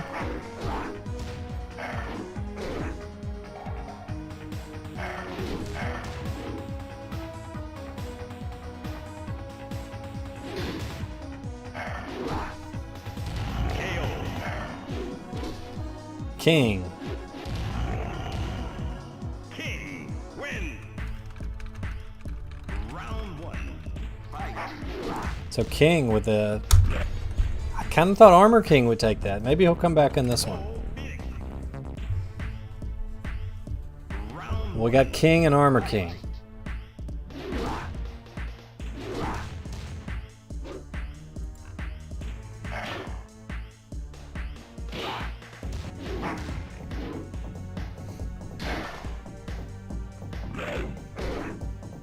Armor King trying, but he's taking on a lot of damage.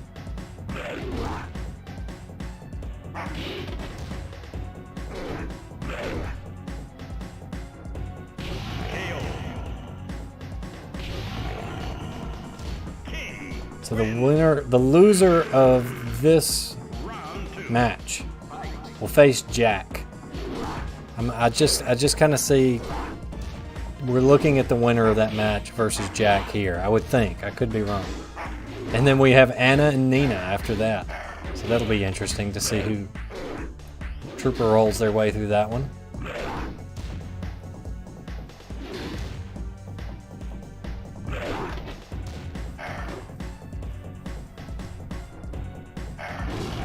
And Armor King just walks forward. He's like, here, kick me in the face. Get it over with. I'm ready to go home. I'm tired, boss.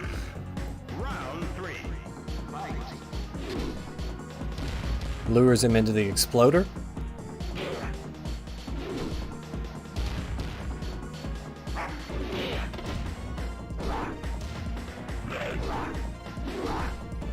He says, I will Frankensteiner you right back. Diving. Armor King gets on the board, trying to stay alive. Gonna need a lot more, but he's trying. Round 4. Fight.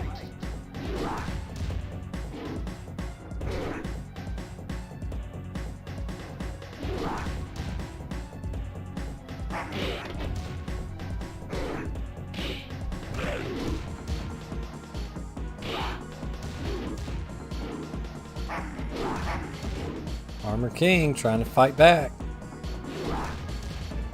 One hit to win for King. And he takes him out with a throw. So King takes out Armor King. Stay alive. Has to fight Paul next. So we got Paul and King. Let's drop back into losers. We got Armor King versus Jack.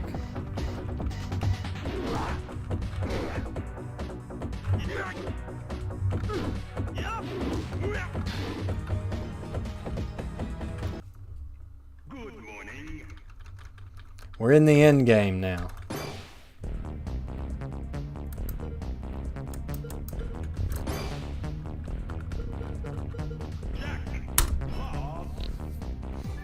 Armor King versus Jack. I would imagine Armor King is going to take this, but we'll see. If he's kind of passive like he was against King, I think Jack may have a chance. He's going to have to be a little bit more aggressive. Especially if Jack is playing that poking game. You can't let him poke him out.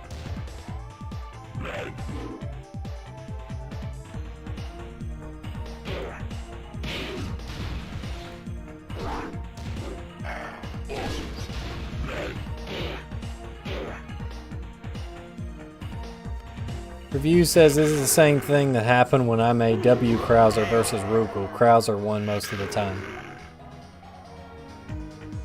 Oh, that's the first time we've seen that throw. Wild card. Win. Armor King pulling out all the stops. He says, I got to get back in this thing.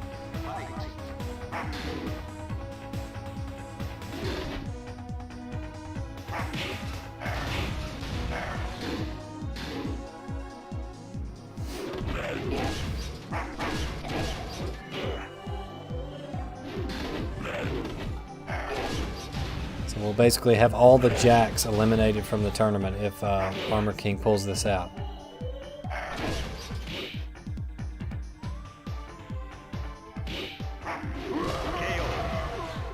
It's looking like it so far. Wild card. Win. Round 3. Fight. Ducks under it. Waiting patiently to go and get hit by the third one. Do Frankensteiner. There you go. See, that's all you got to do. Just spin to win. Frankensteiner again. And the get up kick. Frankensteiner again. This time it hits. And gets him with a dark upper. Wild card. Win. Incredible. Round 1. Fight.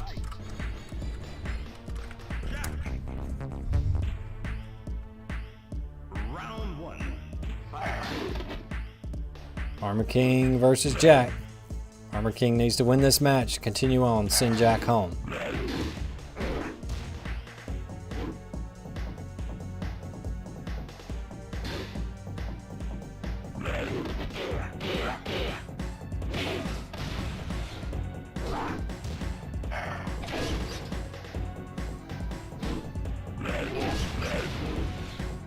Jack is ahead slightly, but Armor King quickly closing the gap. Just do a Frankenstein. Takes a kick in the face. Exploder. Alley kick. Gets him with a get up kick for a great. Wild card. Win. Wild Armor King wins. Round 2. Fight.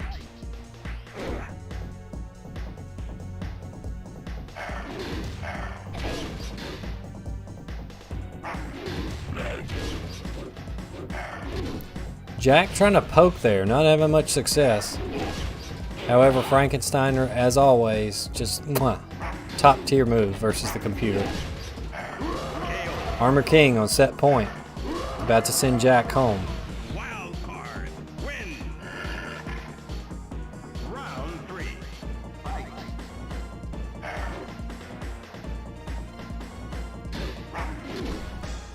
If you want to do it, Frankensteiner is probably the way to go.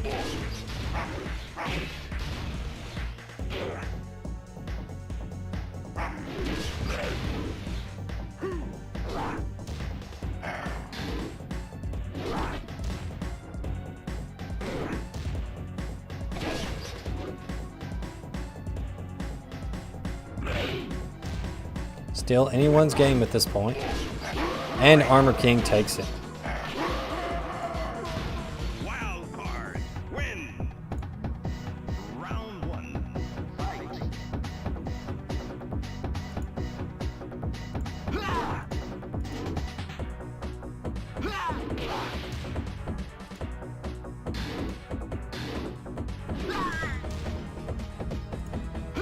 So let me just report our scores here. Again, you can keep track of the bracket in real time at the link I posted in the chat.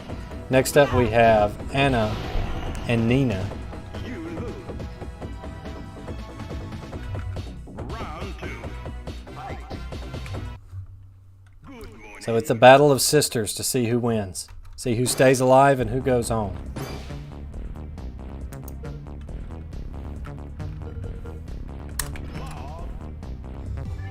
Anna versus Nina.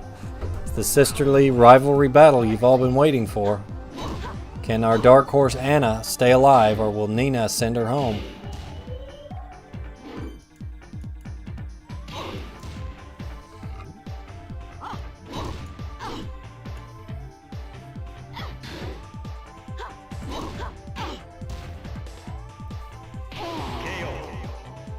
Anna doing a pretty good job so far. Wild card. Win.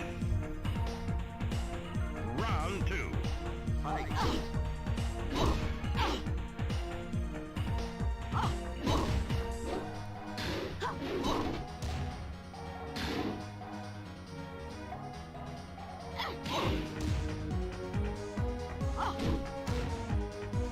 Nina not going down without a fight, however.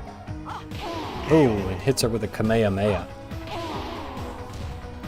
Nina Williams. Win. Round 3. Fight.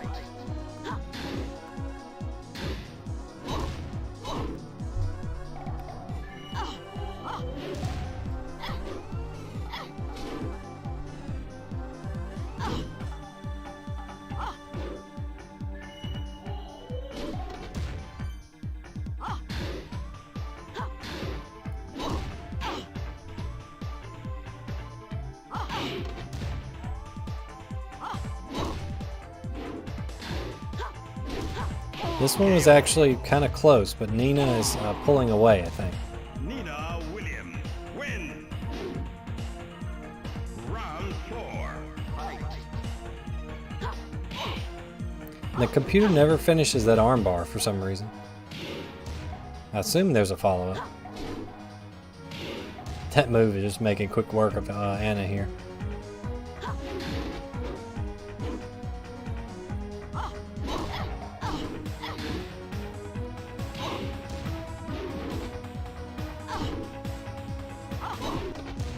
Anna fighting to stay alive.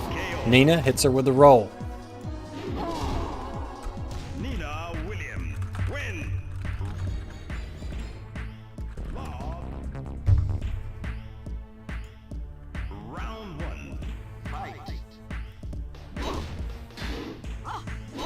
Yeah, Anna will still have her shoe stolen by Nina at the end, regardless of what happens. Just keep that in mind.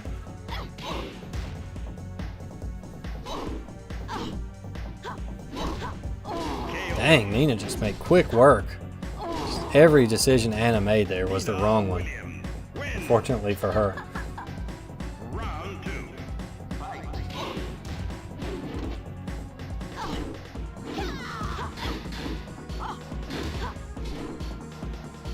I think Nina probably has a little bit more in the follow-up department to some of her moves. Namco probably just didn't put the same effort into Anna. So Nina is probably going to run away with this. Despite them being almost the same character, technically.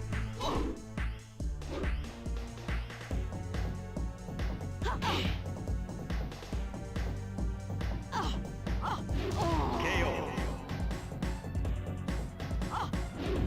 Anna sneaks one in there. Wild card, win.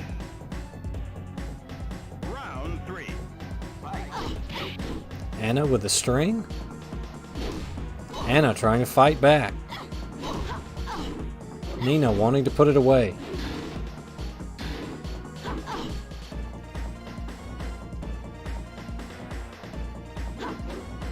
Ooh, almost a whiff punish, but not quite. Blonde bomb. KO. Anna Williams trying to fight back. Wild card, win. Round 4. Fight. To my knowledge, Anna Williams is the only Tekken 1 sub-boss to appear in an ending because she's in Nina's ending. Heihachi shows up in Kazuya's ending as a corpse, but I mean, he's the final boss, not a sub-boss. Anna Williams trying to make a comeback.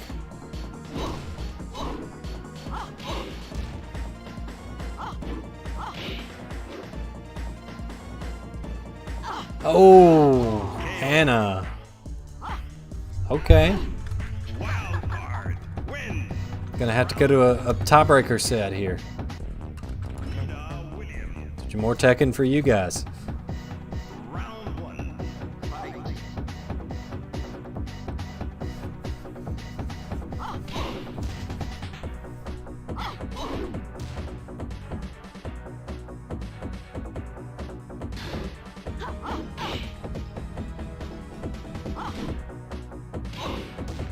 Next up, we got Paul and King, or actually Armor King versus the winner of this.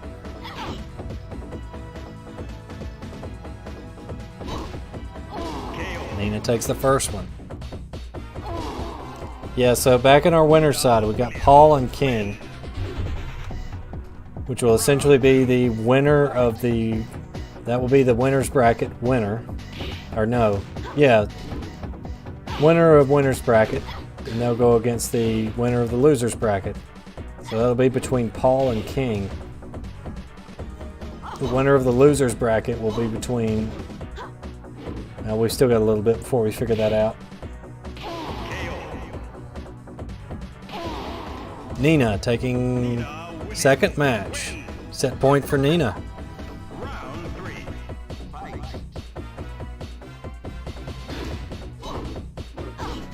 But Anna's not giving up. Her hand is not really attached to her arm, but she's not giving up.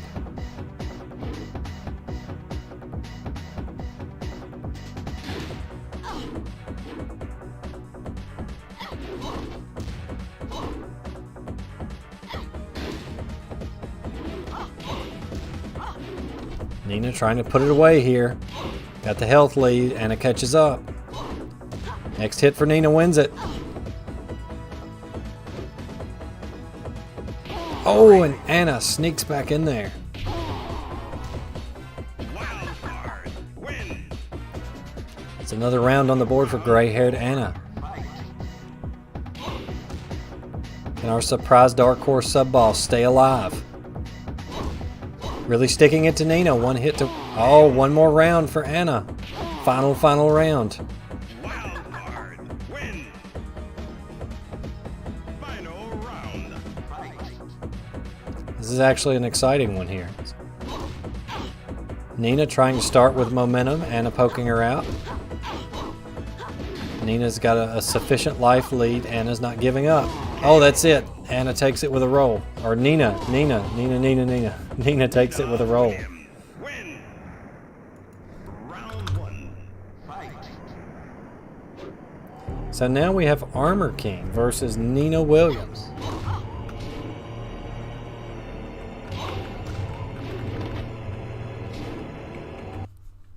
Good morning.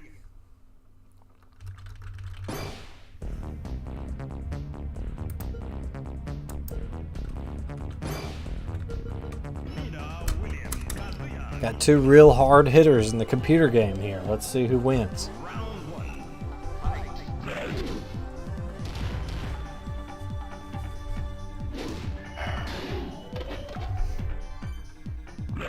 It's going to be a lot of Frankensteiners and there's going to be a lot of blonde bombs. We just got to see who wins.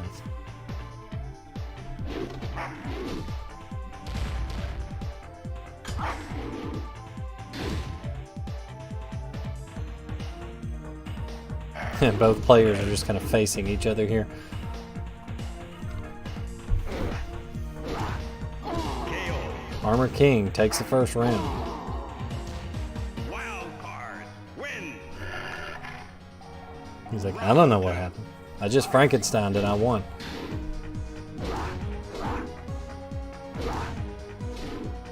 They got more rolling than Limp Bizkit.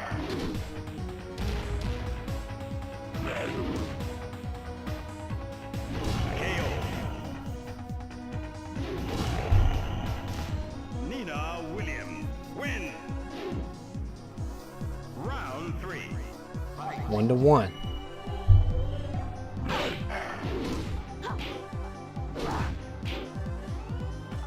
Still really anybody's game here.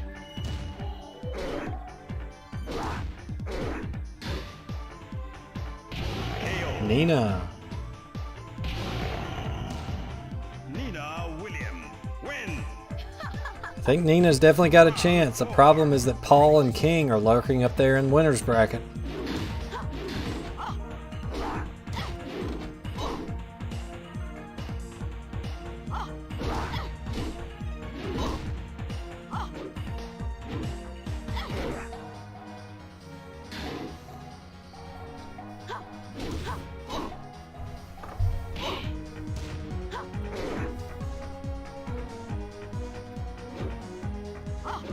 Nina trying to stay alive here. Oh, gets taken out. Final round of the first match. Straight ahead. Card. Win. Armor King still doesn't know what happened. Final round. Fight. He's like, all I did was Frankenstein her a couple times. Frankenstein her? I don't even know her.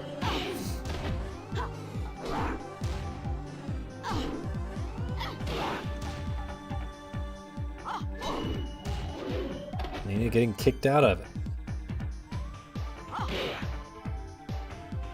Oh, and the Frankensteiner. Armor King takes the first one.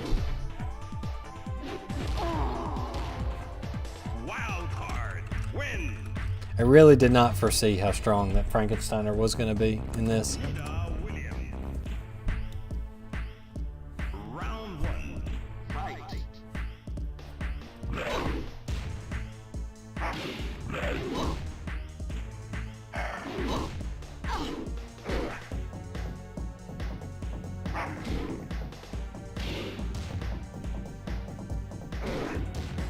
Nina fighting back. Armor King doesn't care, just Frankensteining. KO. Armor King. Soul Sub-Boss holding it down. Win. Round 2. Says this is for my fallen Sub-Boss brothers.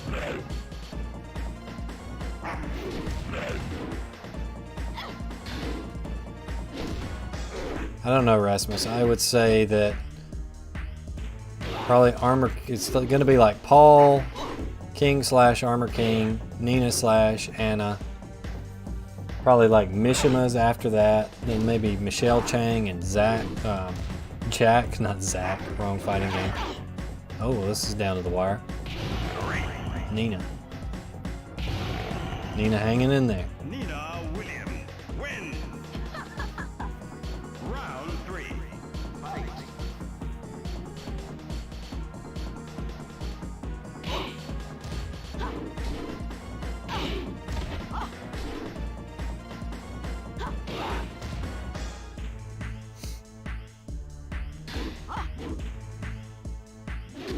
Frankensteiner. Again, how many times have I said that? I need to count.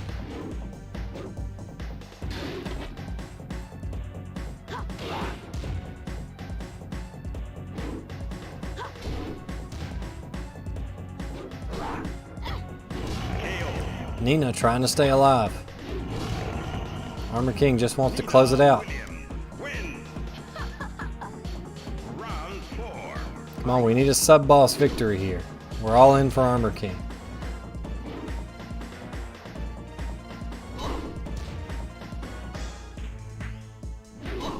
Just Frankenstein it out. Edgar Winter would be so pleased. Just Frankenstein it out.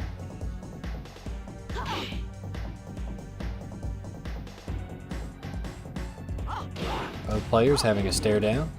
Oh, gets up into a kick. Wild card. This is a set point for Armor King. Nina needs to win to stay alive. Round. Fight. Quick whiff. Nina with the first strike. Tries the jumping attack. Doing good so far. Armor King. Oh, Armor King's being a little passive. We're going to round 3 now. Nina Williams. Win. Round 1. Kazuya Shima. Round Armor King versus Nina.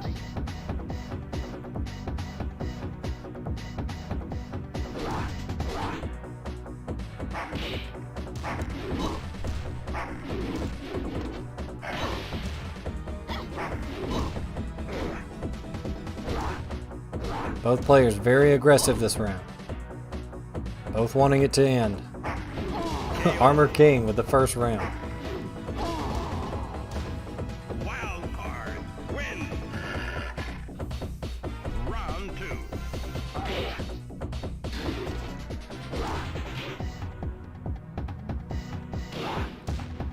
I don't know. I can't decide. Armor King is being a little more passive than usual. That may give Nina an opportunity to sneak in, but if he starts doing those Frankensteiners again, he'll probably win.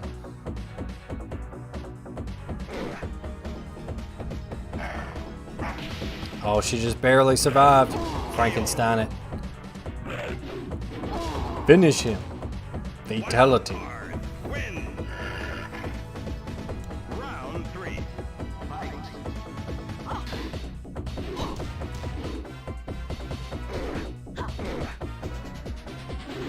Armor King trying his best. One round to close it. Eliminate Nina. Frankensteiner. Frankensteiner.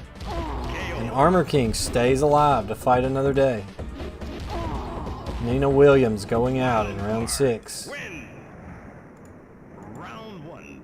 Fight.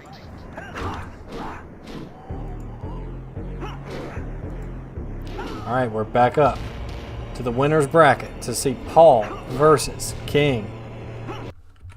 What is sure to be a match of champions. Could be over very quick or it could draw out. We'll see. Will somebody finally be able to give Paul a run for his money? It should be this guy, hypothetically. We'll see. Paul versus King. Here we go. Round 1. Fight. Paul versus King. After this, we'll go to the final, see who wins loser's bracket. Armor King versus the winner of this, or loser of this.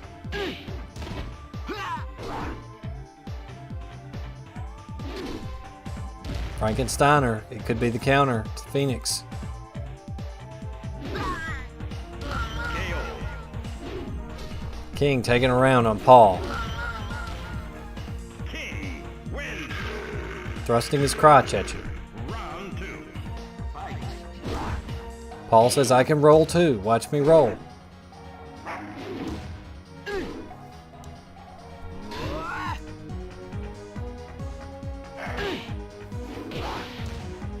It's the Frankensteiner versus the Demo Man, Rasmus says, which is the most OP AI move in the game.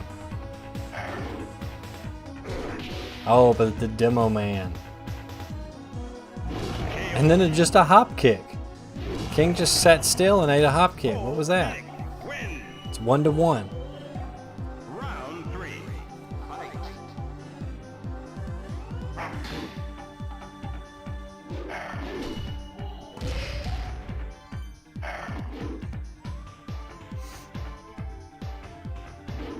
What do you guys think? Do you think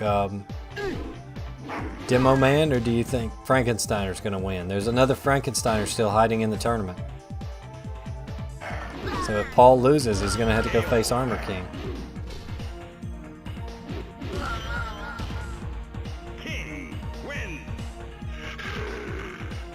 Round 4. Fight.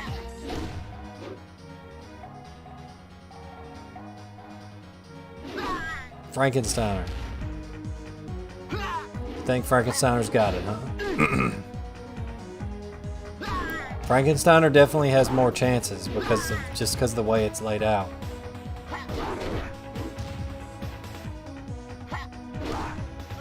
Oh, King takes the first match. King wins. Tekken is one of the few fighting games where the boss characters are actually weaker than the main cast, at least in the arcade version. Round 1. Fight.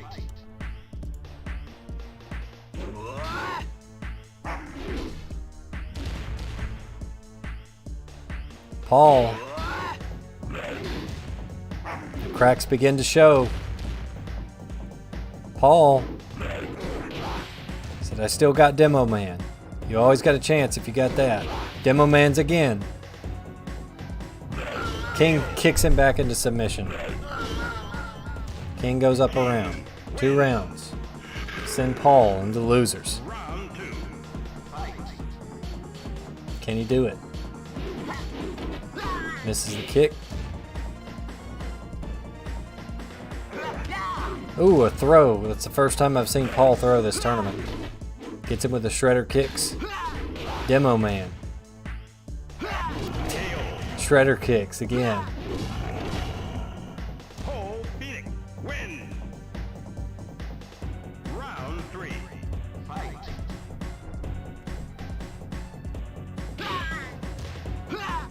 4-4-2.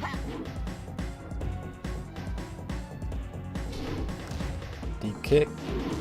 Empty Frankensteiner. Kick again. Frankensteiner. Not looking good for Paul this round.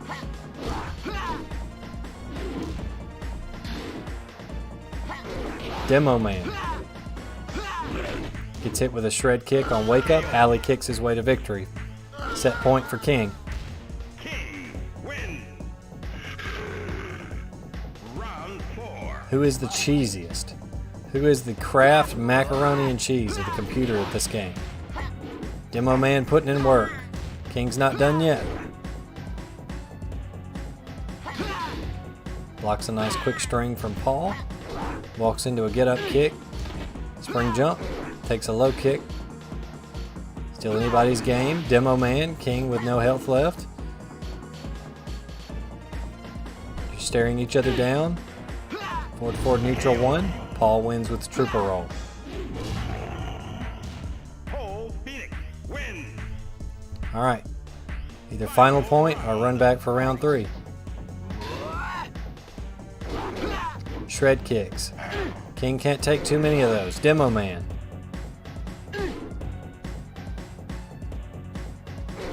Demo Man. It's not looking good for King. Oh, and Paul takes it. We're going to round 3. Because me going to bed is out of the question.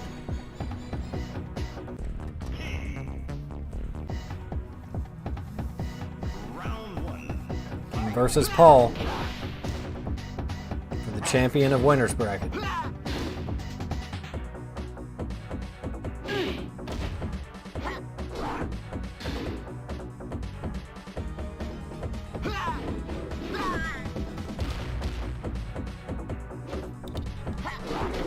That shred kick has been pretty vital this round. That shred kick, if it hits, it just does so much damage. Paul goes up 1 round. We may be seeing King versus Armor King rematch. Round 2.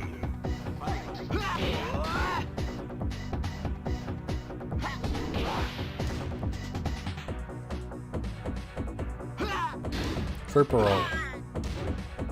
King's not done yet. He's trying.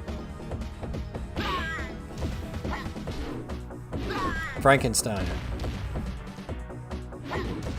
Whiffs an exploder. Hits him with a get-up kick. 1-1. King wins. Round 3. Fight.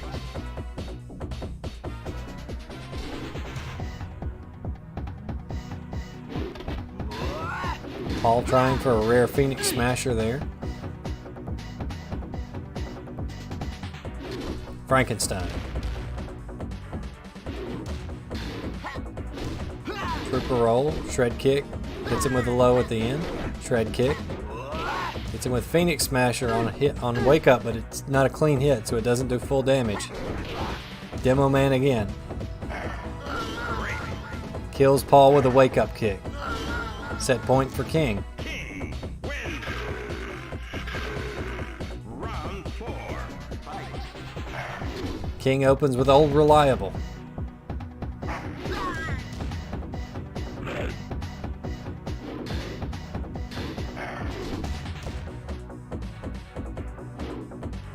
King just trying to play it kind of slow here.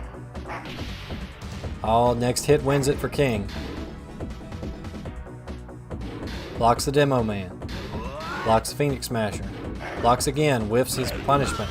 King with the perfect to send Paul into losers bracket. Finally, someone sends Paul to losers. Round 1. King remaining undefeated and is the winner of the winners bracket side. Now it's time to see Paul versus Armor King. So he basically has to go up against Frankensteiner again. So can Frankensteiner pull it out? Or will Paul come back for the rematch against King? Either way, get ready for some Paul versus Frankensteiner because it's coming. Paul versus Armor King.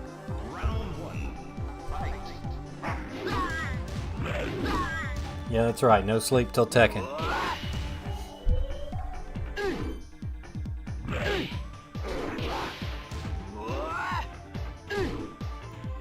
Paul trying to put it away quick. Shred kicks, takes him out. Paul Phoenix wins. Round 2. Fight. Nice throw.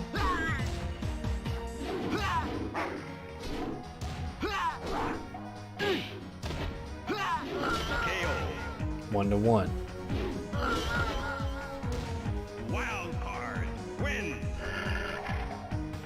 Round 3. Fight.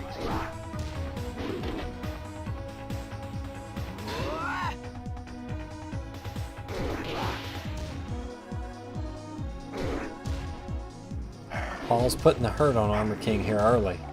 Still 1-1. shred kicks.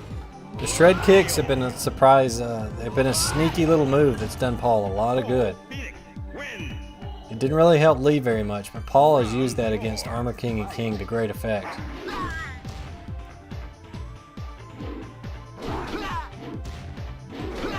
He's just back-to-back shred kicks.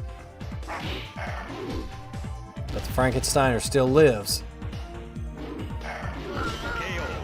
2-2. Wild card. Win.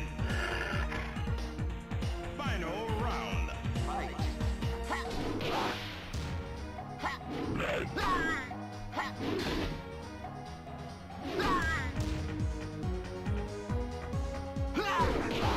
Demo Man. Demo Man shred kicks. Really putting in hard work. Paul with the first victory. Paul Phoenix. Win. Paul Phoenix. Round 1. Fight. Let's see what they got.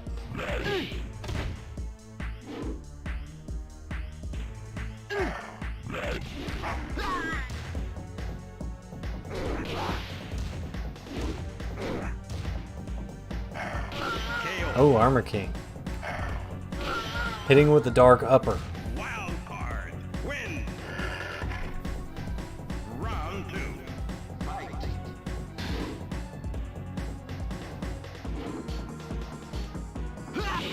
Paul says, I still have the power of Phoenix Smasher and the Triforce of Power in my hand.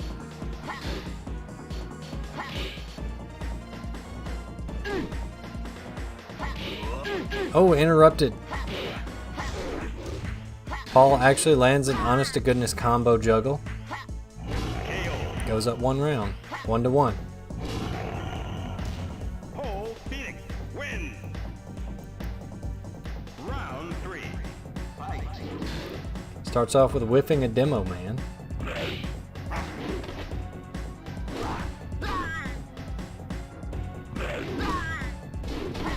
Armor King eats nearly a full shred kick combo. Phoenix Smasher. Death Fist. Alright, we're on set point for Paul's. Gonna send our last sub-boss home. Can Paul do it? Can he prove, once and for all, until next week, that the original cast is stronger than the sub-boss characters?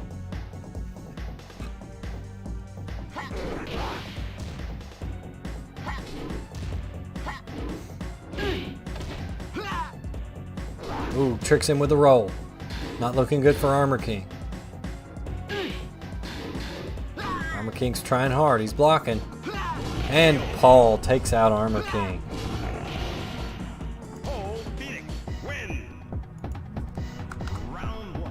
So unfortunately, it seems we were correct that Paul is just as strong as he sounds on paper. So now it's time for Grand Final. Good morning. Which is, of course, the rematch. King versus Paul. Of course, King is sitting pretty in the winner's side right now. So King, he's just got to put this one away. Paul's got to reset the bracket to have a chance. Let's see what happens.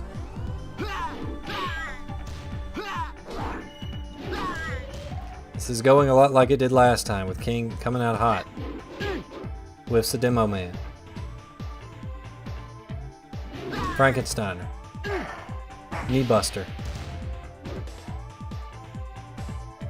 Exploder to take the first round.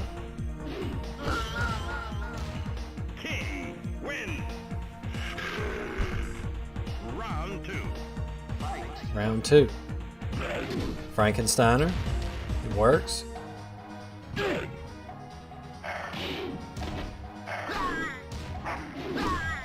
King putting the pressure on. Blocks a Demo Man. Kills him with Exploder. Match point for King. King win. Round 3. Fight. Interrupts a demo man. Exploder.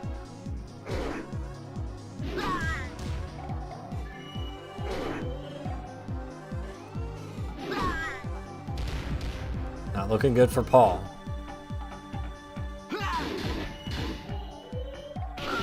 And King takes the first set, looking to close it out quick.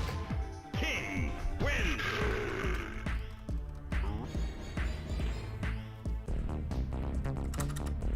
Paul Phoenix.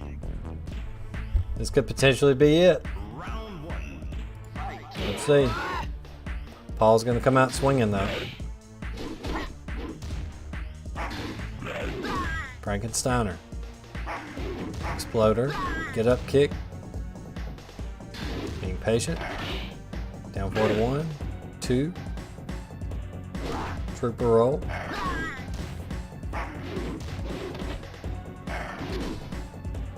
King wins the first round with Frankensteiner. King wins.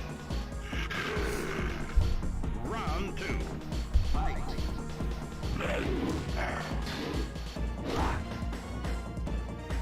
Paul's ahead just slightly. Blocks it, hits him with a Frankensteiner. Goes for the little punch there, it doesn't quite work. Death fist. Shred kicks. Trooper roll, Paul gets on the board. Paul Phoenix wins. Round 3. Fight. Quick hit to knock him down.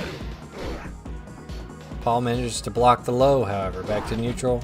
Starts a shred kick, doesn't finish it. Launches.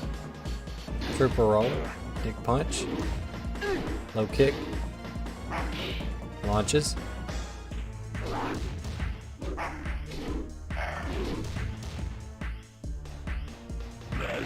And Frankensteiner. King 1 point away. King wins. Round 4. Could King do it? Or is Paul going to fight his way back? Blocks a shred kick. Hits with the second hit of Demo Man. Frankensteiner. It's coming. It's coming. It's coming.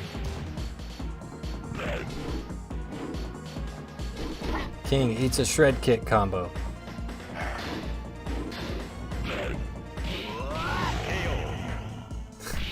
The longest and sleepiest one, apparently. Paul Phoenix wins. Paul hanging in there. Final round. Fight.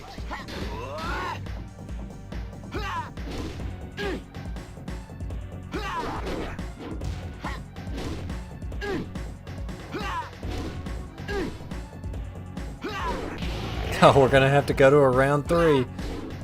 Paul looking for the reset. Paul Phoenix wins.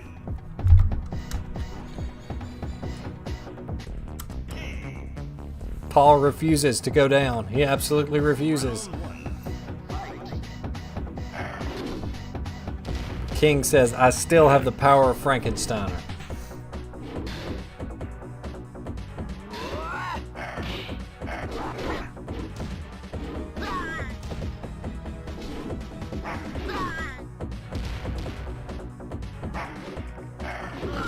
An exploder, apparently. That's been a very useful move for him in these matches. King wins. Round 2. Fight. I could kind of see King versus Paul as the final just because King has so much good stuff in this game. But it is really funny that Ganryu took out Heihachi.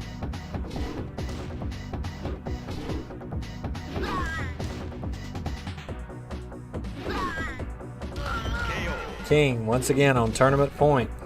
Can he do it? King wins. These PS1 graphics, I swear.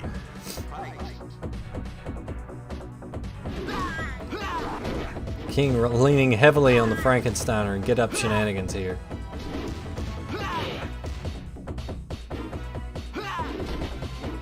Paul with the shred kicks. Frankensteiner.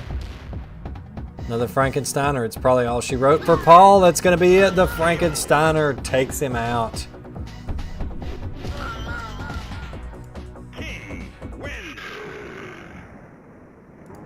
Well, ladies and gentlemen, King has done it. He defeated Paul.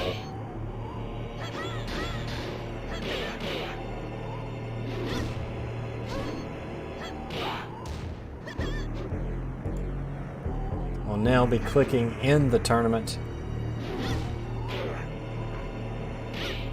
Let me swap over just briefly before we call it a night,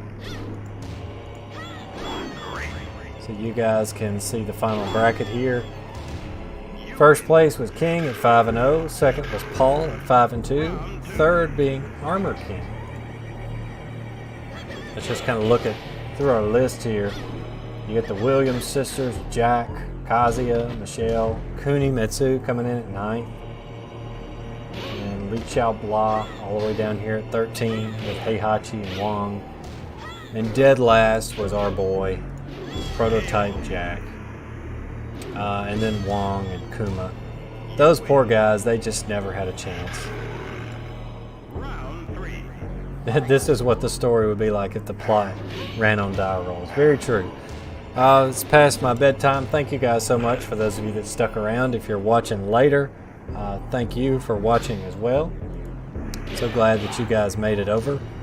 We're going to go again next week, and I'm going to see if I can get 16-Bit Bump to come and narrate with me so we can actually have some banter and commentary and go back and forth. Anyway, this has been an AI Tekken 1 tournament. Thanks so much for joining.